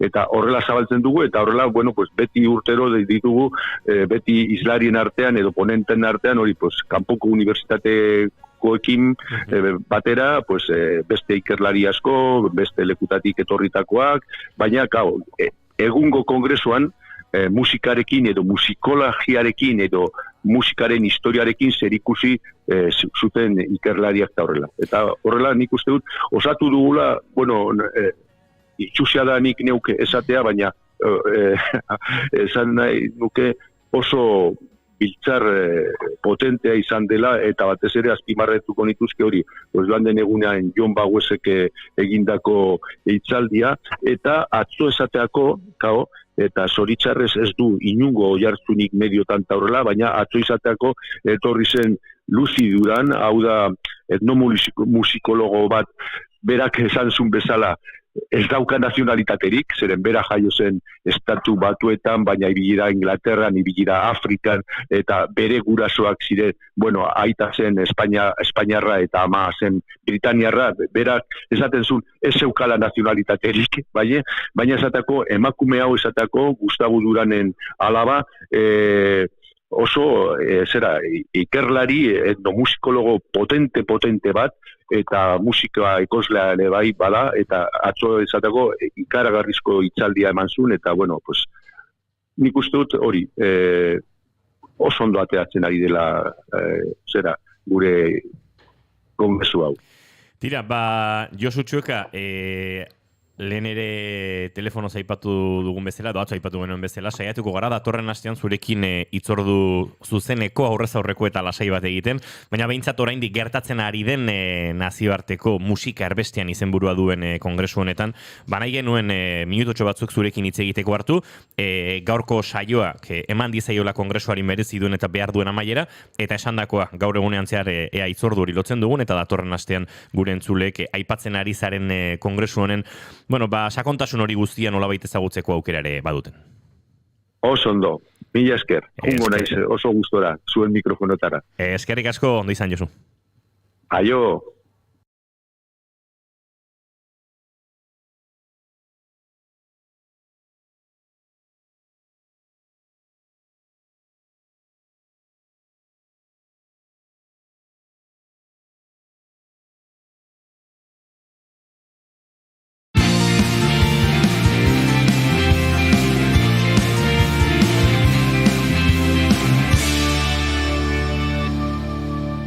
Bigarrenak ez direlako beti okerragoak, bigarren kafea.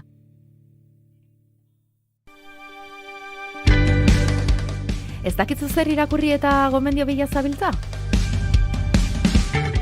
Uluka podcasta naiz irratian, ostiralero, arratsaldeko 7:00. Literaturaz bai, baina ez da hainbeste.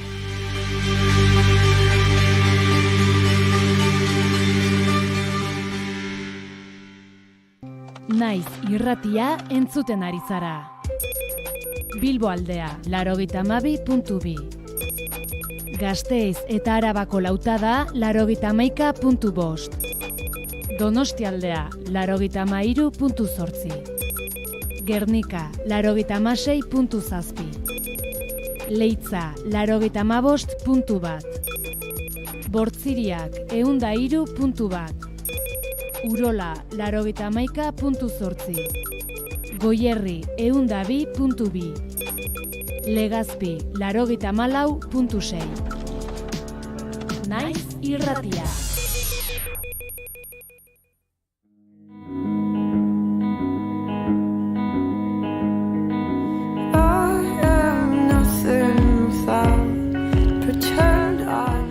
Gure txatean dagoeneko ari dira, orain agenda ez? Nik batzuk botako ditut eta erantzun diote impaziente gorka, jijiji. Urretxun Gernikako arbola ekimena ereserki izateko tuntun platza azpeitia. Bueno, gorka, vale. Gauza egingo dugu. Guk botako dizkizugu oianak prestatu dituen arte zenikoen euskarazko agendako hitzorduek. Eta zuk baten bate baliatu nahi baduzu, zure agenda osatzeko, zoragarri.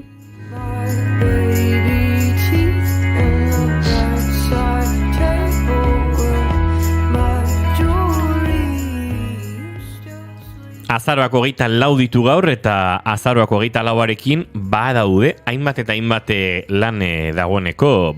Zuen planetan ez badituzue akaso baliagarri izan dakizkizuenak, Oiana Maritorena genbe, duela gutxi, Bastero auditorioan izan ginen, Andoaingo Basteron saio berezia egiten, eta hantxe, gaur lehenengo proposamena. Hori da, gaur arratsaldeko 8:00 Kortxoaren dilema antzezlana egongo da bertan, tartean teatroaren azken estreinaldia da, joan den astean, hasi ziren beren birarekin eta dagoeneko astebururo emanaldiren badute. Gogoratzearren, bi aktoreren arteko thriller politiko bat da, bat 70 urteko irakasle izandako gizona, gaixorik dagoena eta radio hartzeko, aukera badauka, aukera berri bat, makina berri bat agertu delako eta doantzan eman du makina hori oso aberatsa den gizon batek. Eta hor, bere hausnarketa edo zalantzak edo etika eta delakoa morala aterako dira eta bere ikasle bat agertuko da erabakitzeko momentuan dagoenean. Beste proposame bat, Sagastitarrak. Hau Basauriko sozial antzokian izango da ordu berean arratsaldeko 8:00. Donostian gaueko 9:00 Kutxa Kultur Klubean Tabakaleran Barrexerkaren azken lana eskainiko dute, Bagoiaz. Bertan Bruselara doan tren bat ikusiko dugu, non gauza arraroak gertatzen diren eta minuturo, beraiek esaten dutenez, txiste bat dago. Humorez betetako tren horretara igotzera gonbidatu nahi gaituzte Barrexerkakoek, beraz, hortxe beraien gonbidapena.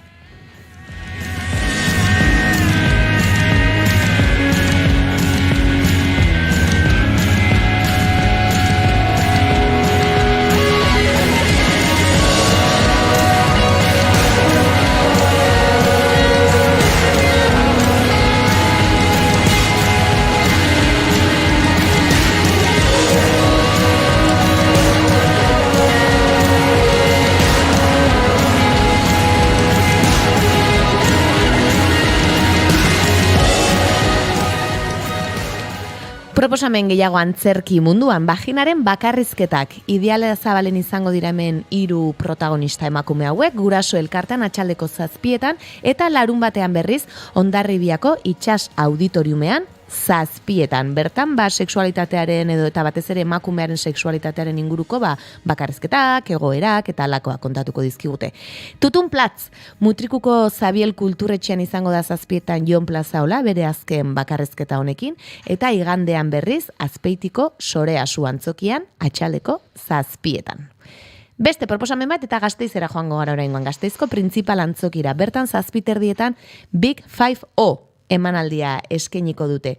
Pilobolus konpainiaren lana da, eta 50 urte baino gehiago lanean daramatzan dantza konpainia da.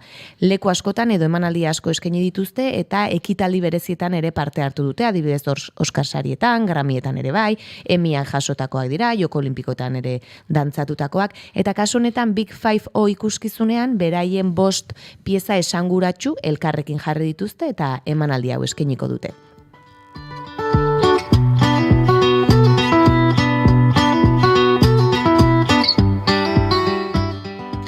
La Sala konpainiaren Shine, azaroaren 5 estreinatutako lan hau, Amorebietan izango da Zornotzaretoan arratsaldeko 8:00 gaur, eta igandean berriz Hondarribin bertako itsas auditoriumean 7:00. Amaraunek oraindik emanaldiak eskaintzen jarraitzen du, bertsolaritza, dantza, amatasuna, Elgoibarko antzokian 7:00 ikuska egongo da. Ta Donostiako Victoria Eugenian Literactum jaialdiaren baitan, BAF emanaldia eskainiko da, 7:30. Hebrererako alfabetoan batzen gaituena esan nahi dute hizki hauek, ez dakit nola auskatzen den egia esan, eta Daniel Abreuren lana da. Eta bertan loturei buruz hitz egingo da, zerk elkartzen gaituen, zerk banatzen gaituen, eta azken batean gizatasunari buruz. Nocturna, arkitektura del insomnio. Iruñako Gaiarre antzokian eskainiko da arratsaleko 8:00 lan hau, eta Rafaela Carrasco koreografo eta zuzendariak Álvaro Tato dramaturgo eta poetarekin egindako lana da. Ez da elkarrekin egiten duten lehen lana, eta hemen eskainiko digute Nocturna. Eta bertan musika eta dantza flamenkoaren esplorazio eta bilaketa egingo da, eta kasu honetan poesia ere sartuko da, hitza, eta bertan hitz eta gorputzaren elkarketa hori erakutsiko dute. How we get so busy, no one tries to take the time it takes to guztia ostiralari zegokionez, baina larun batera begira, biharko egunari begira, ere badaudein bate proposamen. Hori da, gero aipatuko dugu, ezta, manifestazioak ere egongo direla, baina horrez gain, norbaitek kultur ekitaldiren bat ikusi nahiko balu ere, eta asko ikusten da, akaso emakumeen gaia lantzen duten emanaldia direla ere, asteburu hontan eta aste hauetan askotan izaten dira, ez? Sortzaileak esaten dute, ez? Aizu, baina emanaldia urte guztian zehar egiten du. Hori da, ez aste hontan makarrik edo martxoaren 8 edo Euskararen egunaren arira, datorren astean ere, antzeko zerra gertatuko da. Ez tokero desentxufatua Domintxaine berroetako bileku gelan izango da 7:00, sexberdinak lanak ere, astebururo esaten dugu, ez? Emanaldiak eskaintzen ari direla eta berri zen izango dira bertako kulturretxean 7:00. Magma Mia, Bearen emanaldi hau Literaktum jaialdiaren barruan, Bea Egiazabalen lana, Donostiako liburutegiko ekitaldi aretoan, San Jeronimo kalean dagoen areto horretan, arratsaleko 6:00 egongo da, eta igandean berriz, Lezoko Gezalan 7:30. Empty-handed, but I'm never empty-handed when I'm holding your hand.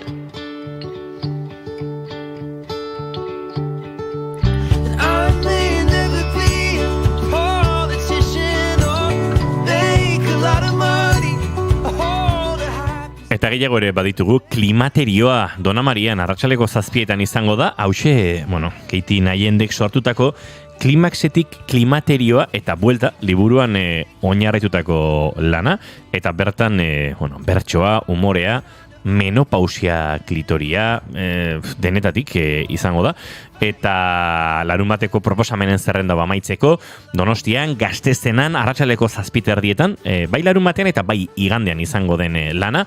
Badakizue izinburu maitale garenon lan kutxuna, eta oraindik ikusi ez dudana. Postdatarik gabeko gutunak Kepa Errasti eta konpainia izango dira lan honekin, Donostian, dagoeneko, ibili bat egin duen lana, esango dugu oiana, naiz eta oraindik lan berri xamarra den, baina lan batzuk, emanaldi batzuk eskaini dituzte dagoeneko lan honekin. Bai, baina nik uste dut udazkenean ari direla txampari hartzen eta leku askotan izango dugula, bai Goiuri. Postatarik gabeko guturen entxegoetan izan zen gutun sekretu bat agertu zela misteriotxua? Bai. Hori kontatu zigoten. Baina ez dakit ez ote zigun kontatu guri... Ez dakit hemen kontatu zuen edo guri kontatu zigun beste. Ez dugu kontatuko gutunaren nondik norakoa, baizik eta gutun bat agertu zela. Bai. Uste dut emanaldi honen atzean badaudela olako sekretu eta historia bereziak. Eta gian baten bat emanaldian bertan argitzen da, ez dakit. Nik igandean ikusiko dut. Beraz kontatuko dizuet, baina mikrotik off. Spoilerrik ez egiteko. Eskerrak.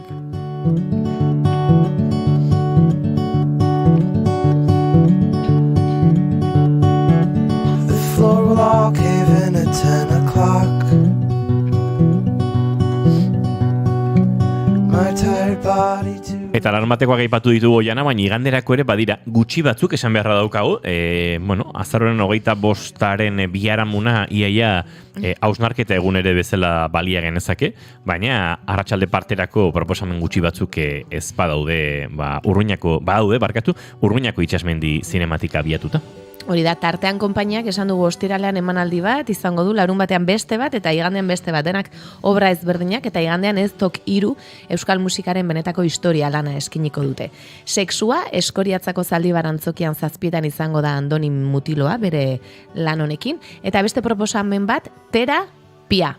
Santelmo Museoan 6:00 izango da, eta hemen galdera bat, edo hausnarketa bat egiten omen du bertan aritzen den emakumeak. Emakume baten ondoan beti traba egiten duen gizon bat omen dago. Ikusi beharko, zer kontatzen diguten. Take us when we're in our sleep. The city's swallowed by the ocean's deep. Hauexek proposamen kulturalak, hemendik Gorkak esan dizu oiana, zaindu eztarria, Eskerrik asko. Baina azaroren 25 bihar izango da, eta hainbat manifestazio deitu dituzte dagoeneko, eta eurei begirare jarriko gara datozen minutuetan Goiuri. Bai, gauza da, deialdi batzuk izaten direla, ez? Batzuk izaten dira bateratuak, duela 2 asteko Palestinako sarraskia etetea eskatzen zuen deialdi hori bezala, izan zela Euskal Herriko herri gehienetan arratsaldeko 7etan, ordu berean denak batera, baina azararen 25 ez da horrela izaten, herri bakoitzak bere ordutegia eta bere ohiturak ditu, eta beraz, batzuk behintzat ekarri ditugu, jendea ez dadin nahastu. Hau da, ez zaitezen joan, zu arratsaldeko 5etan zure herriko plazara, eta plaza utxik topatu. Beraz, Bergara adibidez, hasiko gara. Ez dugu irizpiderik jarraitu, ez dauka honek orden alfabetikoa, edo herri txikienetatik handienetara, edo kontrakoa. Guk batzuk botako ditugu horrela hausaz aukeratuta. Adibidez, Bergara. Indarkeria matxistari gabeko bizitzak leroarekin egingo dute elkarretaratzea 12:00 Jurretan, gaur, azaroaren 24ean, pegatinak eta puntu lilak banatuko dituzte udalerriko hainbat tokitan eta gainera interesgune bat jarri dute liburutegian. 6etan, beldur barik lehiaketara aurkeztutako bideoak proiektatuko dituzte Ibarretxe kulturetxean, eta 7etan, helduei zuzendutako euskarazko ipuin kontalariaz gozautzeko aukera izango dute Maite Frankoren eskutik. Emakumeak maite zituzten herria izenburupean. Azaroaren 25ean aldiz, bihar, larunbata, egunean bertan, 12:00 Askondon adierazpen instituzionala irakurriko da eta ondoren manifestazioa. Tolosan, manifestazioa egingo da arratsaldeko 7etan eta ondoren Numen dantza taldeak ikuskizun bat eskainiko du eta indarkeria matxistaren aurkako litaniak performance eskainiko du Euskal Emakume Eskultoren taldeak. Baionan, 11etan udaletxetik abiatuko da manifestazioa, Zarautzen udaletxe plazan 12etan, Basaurin ekitaldi bat egingo dute, azaroak 25 plaza izendatu nahi dutelako herriko plaza bat, eta 12etan indarkeria matxista pairatu eta bizira duten emakumen omenezko memorialaren txokoa egingo dute, Askoa Etxebarrietarekin, Lapulga flamenko dantzaiarekin, gure laguna den Lapulgarekin. Hauek adibidez, oraintxe aipatu ditugunak, bai Baionakoa, bai Zarautzekoa eta bai Basaurikoa goizez izango dira, baina adibidez Hernanikoa 7:30 izango da, azarako 25 izana duen plazatik abiatuta, Bilbon Jesusen bihotzatik abiatuta aldiz 6etan, Donostian Bulebarrean 12etan, Iruinean Gaztelu plazan 6etan, beraz arakatu zuen herrietako sareak, zuen herrietako mugimendu feministen sareak, eta hortopatuko duze ze ordutan eta nondik abiatuko den zuen herriko manifestazioa esan baitugu, herri bakoitzak bere ordutegia izango dela.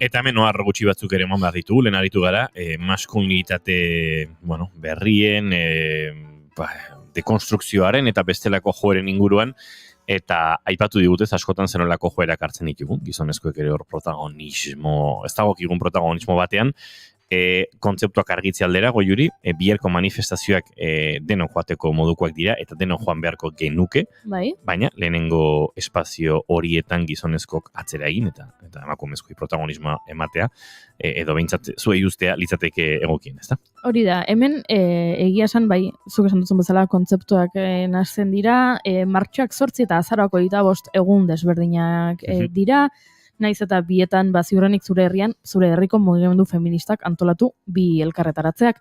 Baina bi gauza desberdin dira, bihar emakumearen aurkako indarkeriaren kontrako eguna da, eta horretan denok parte hartu behar dugu, baina esan bezala lidergotza ez duzuzuk izan behar Jose Miguel. Jose Miguel, geratu atzean, bertaratu, espero dudalako zuri ere min egitea urtean gertatzen diren hilketa matxista guzti hauek, eta beraz, gerturatu eta elkartu, eta bat egin manifestazioekin, elkarretaratzeekin, deialdi ororekin, hori bai, lehen lerroa utzi mesedez, lehen lerroan egunero egoten diren emakumei.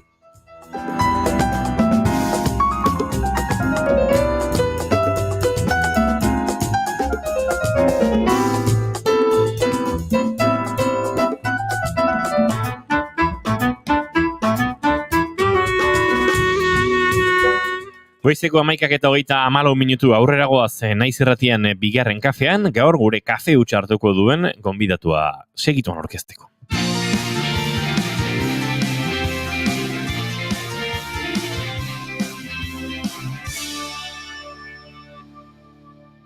emaiozu bigarren aukera bat egunari. Naiz irratian, bigarren kafea.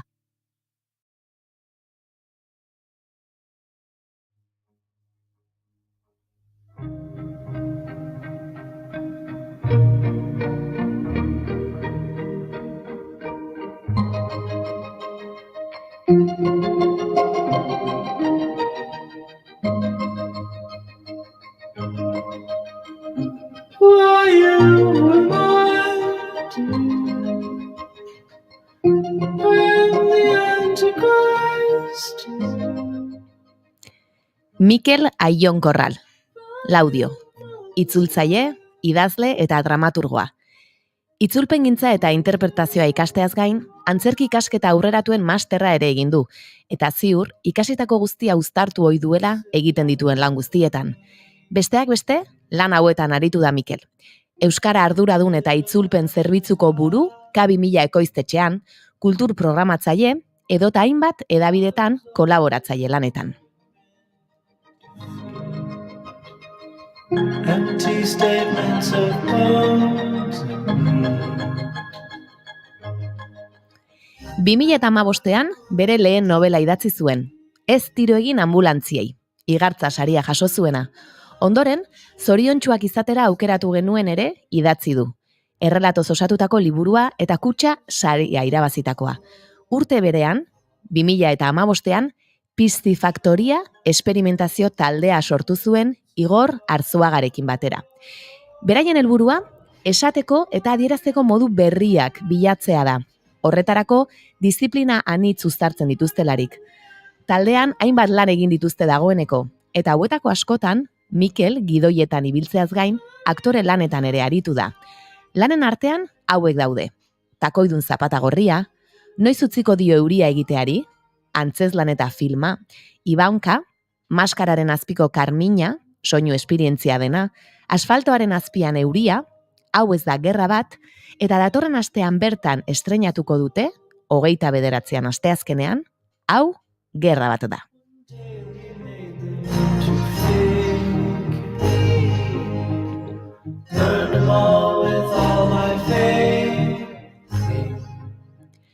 Taldearen ekoizpena da halaber, Daniela websaia. Bere gidoi batean oinarritu eta 2021ean EITB-rentzat ekoitzi zutena. Gaztea irratiarentzat hain zuzen ere. 6 atalez osaturiko lan honek hainbat sari jaso zituen eta bere bidea aurkitu nahi duten gazteak ditu protagonista. Horietako batzuk Leire Ormazabal, Joldi Beristain, Gabriel Ozina eta Irati Agirreazkuenaga dira. Aktore lanetan aritu baitira beraiek. Bertan aritutako Joldi eta Iratiren aldamenean, Piscifactoria sortutako Igor eta Mikel bera ere oholtzan ikusi ahal izango ditugu datorren asteazkenean, Bilboko Euskararen etxean 7:30 estreinatuko duten, hau gerra bat da lanean. Disiplina anitzeko lana izango da, eta gerraren barrunbeetara bideiatuko dugu. Publikoaren arabera, bide bat edo beste bat ere hartuko du lanako oholtzan.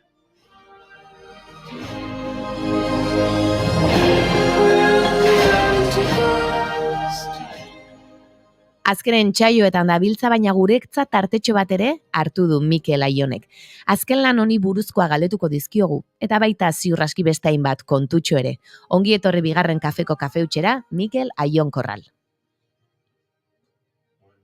Momentu bat mikrofonoa iriki beharko diogu eta orain bai, ongi etorri eta egunon Mikel. Kaixo, egunon denoi. Ba, Mikel, lehenengo galdera egingo dizut nik, oianak egiten ditu normalean galdera gehiena kafe hutsa izena duen tarte honetan, baina tartearen izena ikusita, saioak bigarren kafe izena duela ikusita, imagina dezakezu, kafezaleak ere bagarela, batzuk behintzat eta orduan arte eszenikoetako protagonistoi galdetzen dizuegu, ea kafezaleak zareten bai ala ez? Ba, nik ez dut kaferik hartzen. Bai, ez ditonik egiten eta utzi nion aspaldi kafea hartzeari eta orain infusioak eta alakoak bai, baina kaferik ez. Ados, ba, begira, aspaldiko partez Oiana eta Goiuriren taldeko bat badugu, ze beraiek dira kafea maite ez dutenak hemen, Mikel. Bai, haien taldeko orduan bai. Bueno, neri asko gustatzen zait tartetxo honetan beti historian hasierara jauzi egitea, baino lehenengo galdera aldatu ingo dut. Zer modu zaudete? Datorren astean bertan estreinatuko duzue? Ez dakit nola zaudeten azken egun hauetan. Zer moduz? Lanez gainezka, azkeneko entseguekin, justo asteburu honetan, itxita egongo gara Azpeitiko Dinamoan, bertako lagunek ere laguntza eskaini digute hau guztia aurrera eramateko, eta bertan izango gara horixe azkeneko prestaketekin, eta gero ere, azkenera arte, Euskararen etxean bertan ere bai, antxe ibiliko gara aztelen, azte artean ere bai, entseguekin, eta, urduri, baina liberean ere ja pozik badatorrelako estreinaldia, eta azkenean guk nahi duguna horixe da, ez da, publikoarekin konpartitu egin dugun lan guztia, ez da. Orain, berehala sartuko gara obra honen barrura pixka bat, edo jakin daiteken horretara, baina hasierarako zerbait galdetu nahiko nizuke, itzulpen gintza ikasi zenuen, antzerkiaren inguruko masterra ere bai, ez dakit beti izan zara bila idazlea ere bazara, hitzekin, beti gustatu izan zaizu hitzekin jolastea edo aritzea? Bai, egia esan, niko gogoan dut, nire ama oso irakurzalea zen, eta nola ni oso txikia nintzela, berak joaten zen, herriko Laudioko liburutegira liburuak hartzera, ez? Eta eramaten ninduen, bera arduratzen zen ni zaintzeaz, eta arekin joaten nintzen beti liburutegira, eta gogoan dut horrela ez da amari ikusita liburuak irakurtzen, liburuak hartzen, nik ere halako batean, oraindik oso gazte, esan niola, nik ere hartu nahi du liburu bat, ez da. Eta, hasieran komikiak eta halakoak hartzen dituen, eta nik uste dut hortik piztu zitzaidala nolabaiteko zaletasuna. Beti izan naiz ere bai oso lotxatia, eta beraz, nire buruarekin asko hitz egindakoa naiz nolabait ez, eta nire buru barruan istorio asko sortutakoa, eta izango nuke hortik bi kontu horiek uztartuta, gero literatura eta antzerkiaren bidetik jo nuela ez. Literatura aipatu dut, ez? Liburuak idatzitakoa zara, gidoi asko ere zuk idatzi dituzu. Pistifaktoriari buruz hitz egin behar dugu, 2015ean, duela 8 urte dagoeneko, sortu zenuten, Igorrekin batera sortu zenuen, esperimentazio laborategia deitzen diozue, disiplina anitzak edo uztartzen dituzue, konta iguzu pixka bat nola hartu zenuten talde hau sortzeko erabaki hori? Begira, aitortuko dizut, gure lehenengo asmoa, apur bat barregarria da, baina txaranga bat egitea zen. Benetan da, Igor musikaria da, eta nik esan nion, egin dezagun zerbait kalean egoteko, eta txaranga bat okurritu zaigun egitea, baina nik ez dut instrumentori jotzen, ahalegindu nintzen, ikasten, baina desastre hutsa naiz, eta enuen lortu. Eta, hortik tiraka Igorrekin egia da, aurretik lehenago bere disko baten aurkezpen biran, eskatu zidan poema batzuk irakurtzeko, bere kanta eta kanta artean, eta aspalditik ari zitzaidan ere esaten, berriro egin behar genuela alako zerbait, eta hola sortu zen gure azkenean, nik esaten nion, igual aurrerago, eta alako bat esan hemen gain dezan duzio zer, ezta? Eta ala sortu zen Marafit Milai izeneko gure lehenengo ikuskizuna, eta ura zen musika Igorrek kanta batzuk jotzen zituen, eta nik idazle desberdinen, mundu osoko idazle desberdinen,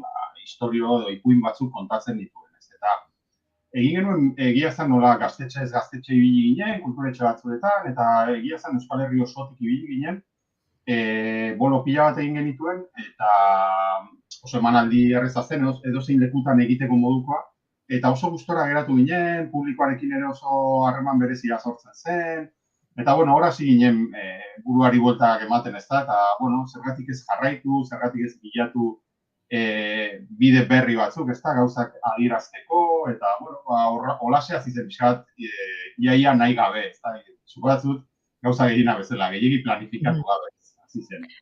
Akaso batzutan asko pentsatuko bagenitu, ez? Zenbat sormen prozesu bertan bera geratuko ziren hasi aurretik, ez? Izango nuke.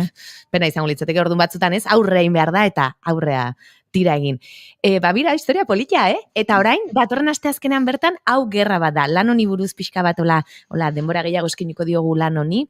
Izkibidroak, gaizki esan dut, izkibridoak, beka irabazi omen zuen lan honek, zuk idatzi duzu, zuk zuzentzen duzu, ez da okerrezpanago, nondik abiatu zen? Zein izan zen abia puntua lan honentzat?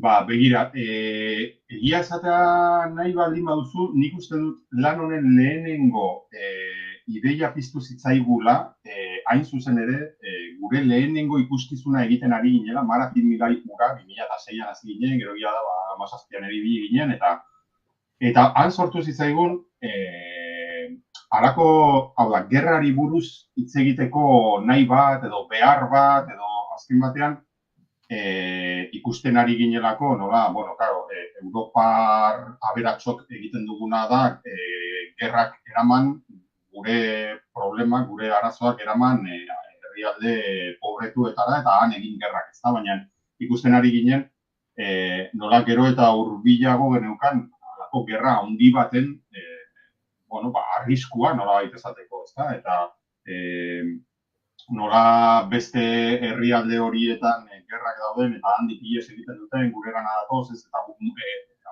arresiak ere egitzen dizkiegu ez pasatzeko, ez dugu ez da ikusi ere egin nahi guk sortzen ditugun gerra horien ondorioak, ez da? Eta iruditzen zitzaigun garrantzitsua, artearen bidez, nolabait gerra bat zer den edo zer izan daitekeen kontatzea. Hain zuzen ere, nolabait ohartu gaitezen, zeri buruz ari garen eta zelako horrore handia denez, zelako gerra bat. Eta, han piztu zitzaigun ideia, eta, beste proiektu batzuk joan dira sortzen bidean, joan gara beti, albo batera uzten, eta, azkenean, izkibridoak beka hau euskaren etzeak ateratzen du, eta aukera politik ditu zitzaigun, ondo enkajatzen zuela, azkenean hor bilatzen dutena disiplina desberdinen arteko bat egite bada, eta proiektu honek hori bete-betean betetzen zuen, eta hor aurkeztu genuen, gustatu zitzaien ideia, eta hori ze azkeneko urte hau eman dugu besteak beste, lan hau prestatzen. Hemen jarraitzen gaituztenek irudi bidez, ikusiko dute hemen zaudete proiektu honetan lan egiten duzuten lauak, ezta? Igor, Joldi, Zuzeu eta Irati, nola izaten ari da elkarrenekin egiten ari zareten lan hau? Aipatu duzu Azpeitian zaudete Dinamoan, Igor musikaria da, nola sortzen ari zarete? Horixe da, azkenean nik gidoi, nolabait esan dezagun, gidoi literarioa idatzi dut, hitzak idatzi ditut, baina hitzak azken batean antzerki edo ikuskizun batean, sati bat baino, ez da, gero beste elementu batzuk, beste hizkuntza batzuk, beste lenguaia batzuk ere badaude, ez eta kasu honetan, hitzetatik abiatu gara, baina hitzak ez dira noski, protagonismoa daukaten elementu bakarra, eta hor adibidez, esan duzu bezala, Igor ari da bai musika, ez bakarrik musika, baita ere soinu, zaratak ere presentzia handia dauka ikuskizun honetan, azken batean gerra batean egongo gara, eta beraz, uniberso, soinu, espazio hori guztia sortzen ari da Igor, ez da, eta gero Irati eta Joldirekin, sorte handia daukaguz, biak dira aktorea, baina aktoreak izateaz gain oso ondo kantatzen dute biek eta oso ondo dantzatzen dute. Eta orduan, aprobetsatu dugu baita ere, beste lenguaia horiek, ez da, kantuarena eta dantzarena ere integratzeko. Eta nolabait, bagoaz lantzen, lenguaia guztiak integratzen, nolabait, kontatu nahi dugun historia hori kontatu ahal izateko. Dantza aipatu duzu, eta joan den astean hemen, gonbidatu bat izan genuen, Dantzaz konpainiako zuzendaria, berarekin dantza munduari buruz asko aritu ginen, eta galdera bat utzi digu zuretzat, horren inguruan gainera. Kaixo, Mikel, begira, geu dantzan gabiltzala, eta beti saiatzen gara, edo pentsatzen dugu batzutan behintzat, nola itzuli dantza hitzetara. Hau da, nola egingo zenuke halako audio deskripzio bat edo? Eta gustatuko litzaizuke, halakoak edo egitea, dantza hitzetan jartzea. Ongi izan. Ez du la mamala? Sekulako ariketa da, ez da, nik uste dut, azkenean niretzat oso impresionantea da, ni literaturatik nator nolabait, eta niretzat oso impresionantea da ikustea nola bi dimentsioetan idazten dituzu hitzak, gero entsegura zoaz, eta ikusten duzu nola hitz horiek batean baduten gorputz bat, baduten ahots bat, baduten mugimendu bat, ezta? Eta orduan nolabait hitz hori batean bihurtzen da 3 dimentsioko gutxienez, ezta? Ikusten duzu, are usaintzen duzu, are entzuten duzu, eta orduan nik uste dut oso ariketa ederra dela, eta gu saiatzen gara ere bai, ezta? Badago une bat, dantzari dantzatzen dute, adibidez dantza klasiko bat, bals bat, baina gero badago une bat non azkenean dantza oso gauza ederra da, dantza mugimendua da, eta orduan hitzetatik abiatuta, kasu honetan Joldik egiten du halako, ezagun erdi improvisazio bat, entzuten duzu testua, eta testu horrek zer mugimendu iradokitzen dizkizu. Eta oso ariketa polita da, ez da erraza, ateratzen nolabait, oso kontzentratuta egon behar duzu, eta jakin behar duzu nora iritsi nahi duzun, baina oso ederra da, ezta? Eta kontrakoa, gauza asko ikusitakoa naiz, adibidez, izango dizut, asko gustatu ditzaidan, aspaldi ikusi nuen, Carlos Panera zuzendariak egindako kontu batean uste dut, nola dantzari batek aurrezkoa dantzatzen zuen, baina musika beharrean poesia baten gainean. Poesia errezitatzen zuten eta aurrezkoa dantzatzen zuten, nola pixka bat egokituta erritmo horretara. Oso gauza ederra da, nik uste dut dantzarekin, mugimenduarekin, gorputzarekin oso ederra egin daitezke. Ze poliki esan duela usaindu egiten duzu guretzako dela zaiena. Irratsaio honetan kontatu dezakegu, soilik entzuten ari denari, ikusten ari garen bideoan hau eta hau gertatzen da, baina batzutan saiatzen gara, honek usai hau dauka, gonbidatu batek pastela ekarri digu eta ezagin nola usaitzen duen, eta oso zaila da deskribatzea, eta batzutan komentatzen dugu, irratia usaituko balitz, Seguro iritsiko garela horra, eta hori teknologiaren aurrerakuntza polit bat izango da, beste bat espiritual horren politiak izango, baina hori seguro izango dela.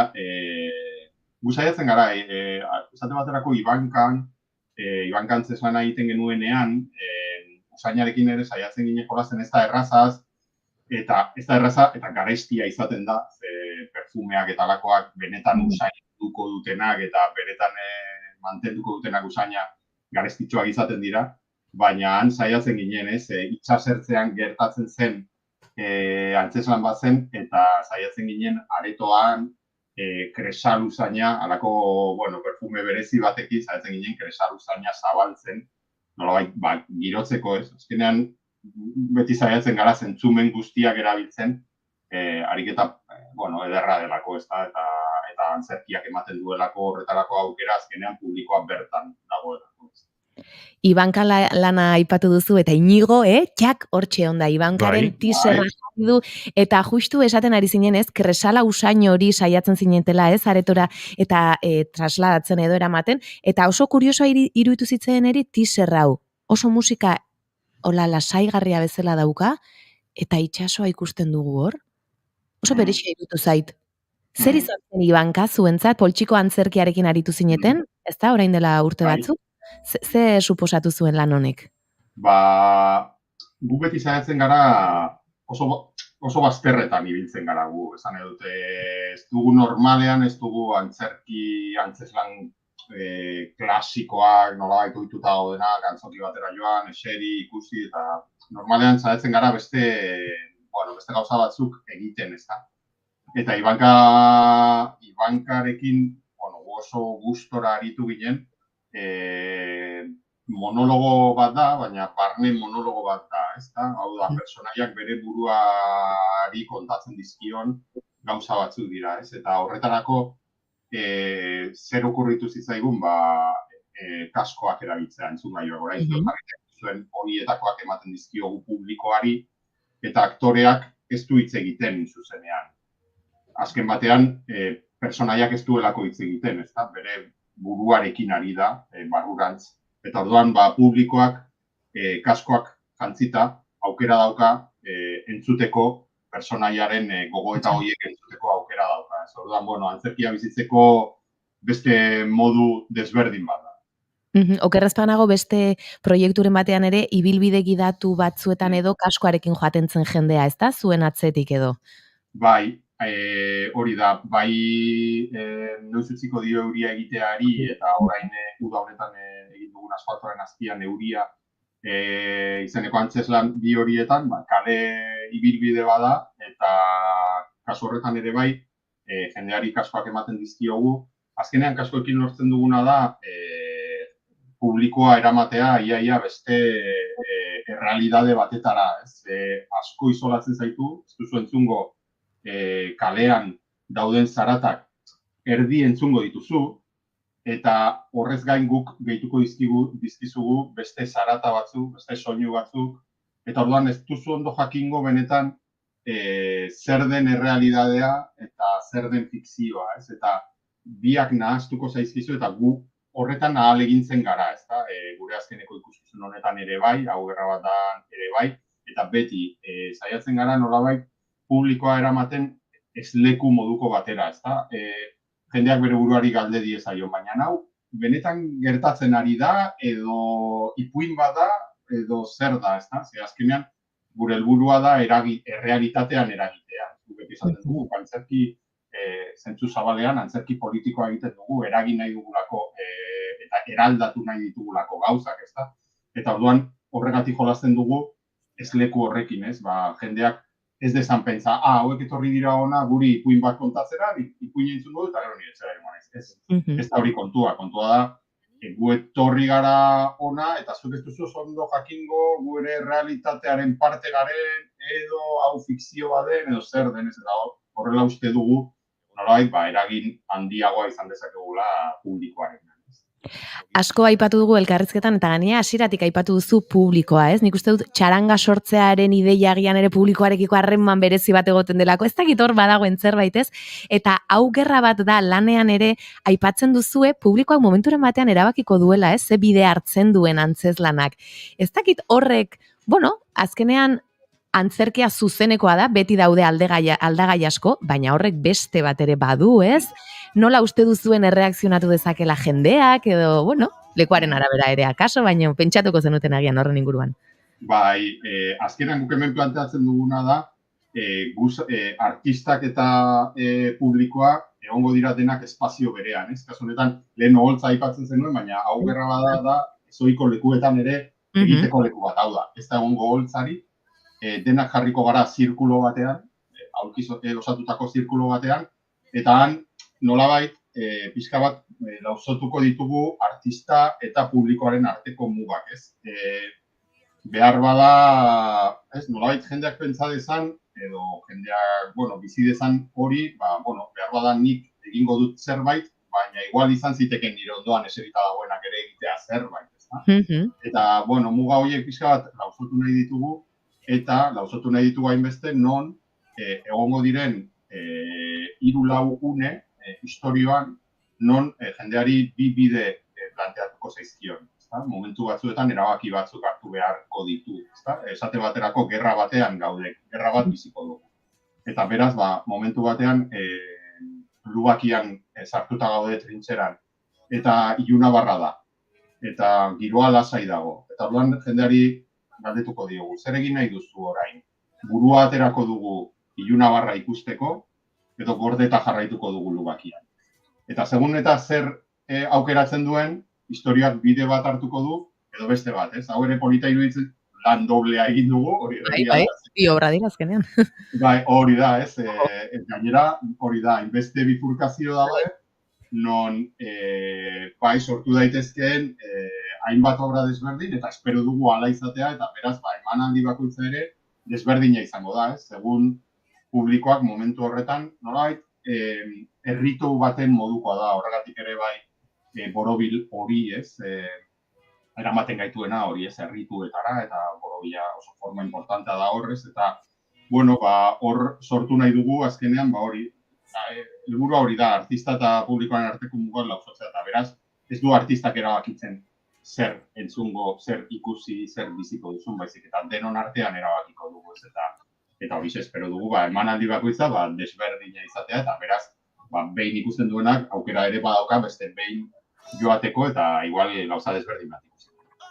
Espero dugu, jendeak gozatzen jarraitzea eta guk ere zuen sorkuntzekin gozatzen jarraitzea Mikel Aion, baina guerdiko 12ak bueltan ditugu, eta gurtu bartzailugu plazar bat izan da kafe ezten infusio zurekin hartzea, eta izango dugu itzordu berrietarako aukera. Mila esker da, besarkada bat. Mila esker zuei. Aio. Agur. Esne beltzarekin agurtuko dugu, naiz.eus gunean jakingo duzu zergatik den notizia esne beltza, berri on eta txarra, biak batera txarra, gotik akaso gehiago. Oiana Maritorenak enbe, datorren astera arte. Bai, aio. Goierezi Zarandia, bihar arte ez, astelener arte. Astelener arte. Eta gu bagoaze oraintxe, aurrera, eta gure esatera, informazioaren txando orain naiz irratian.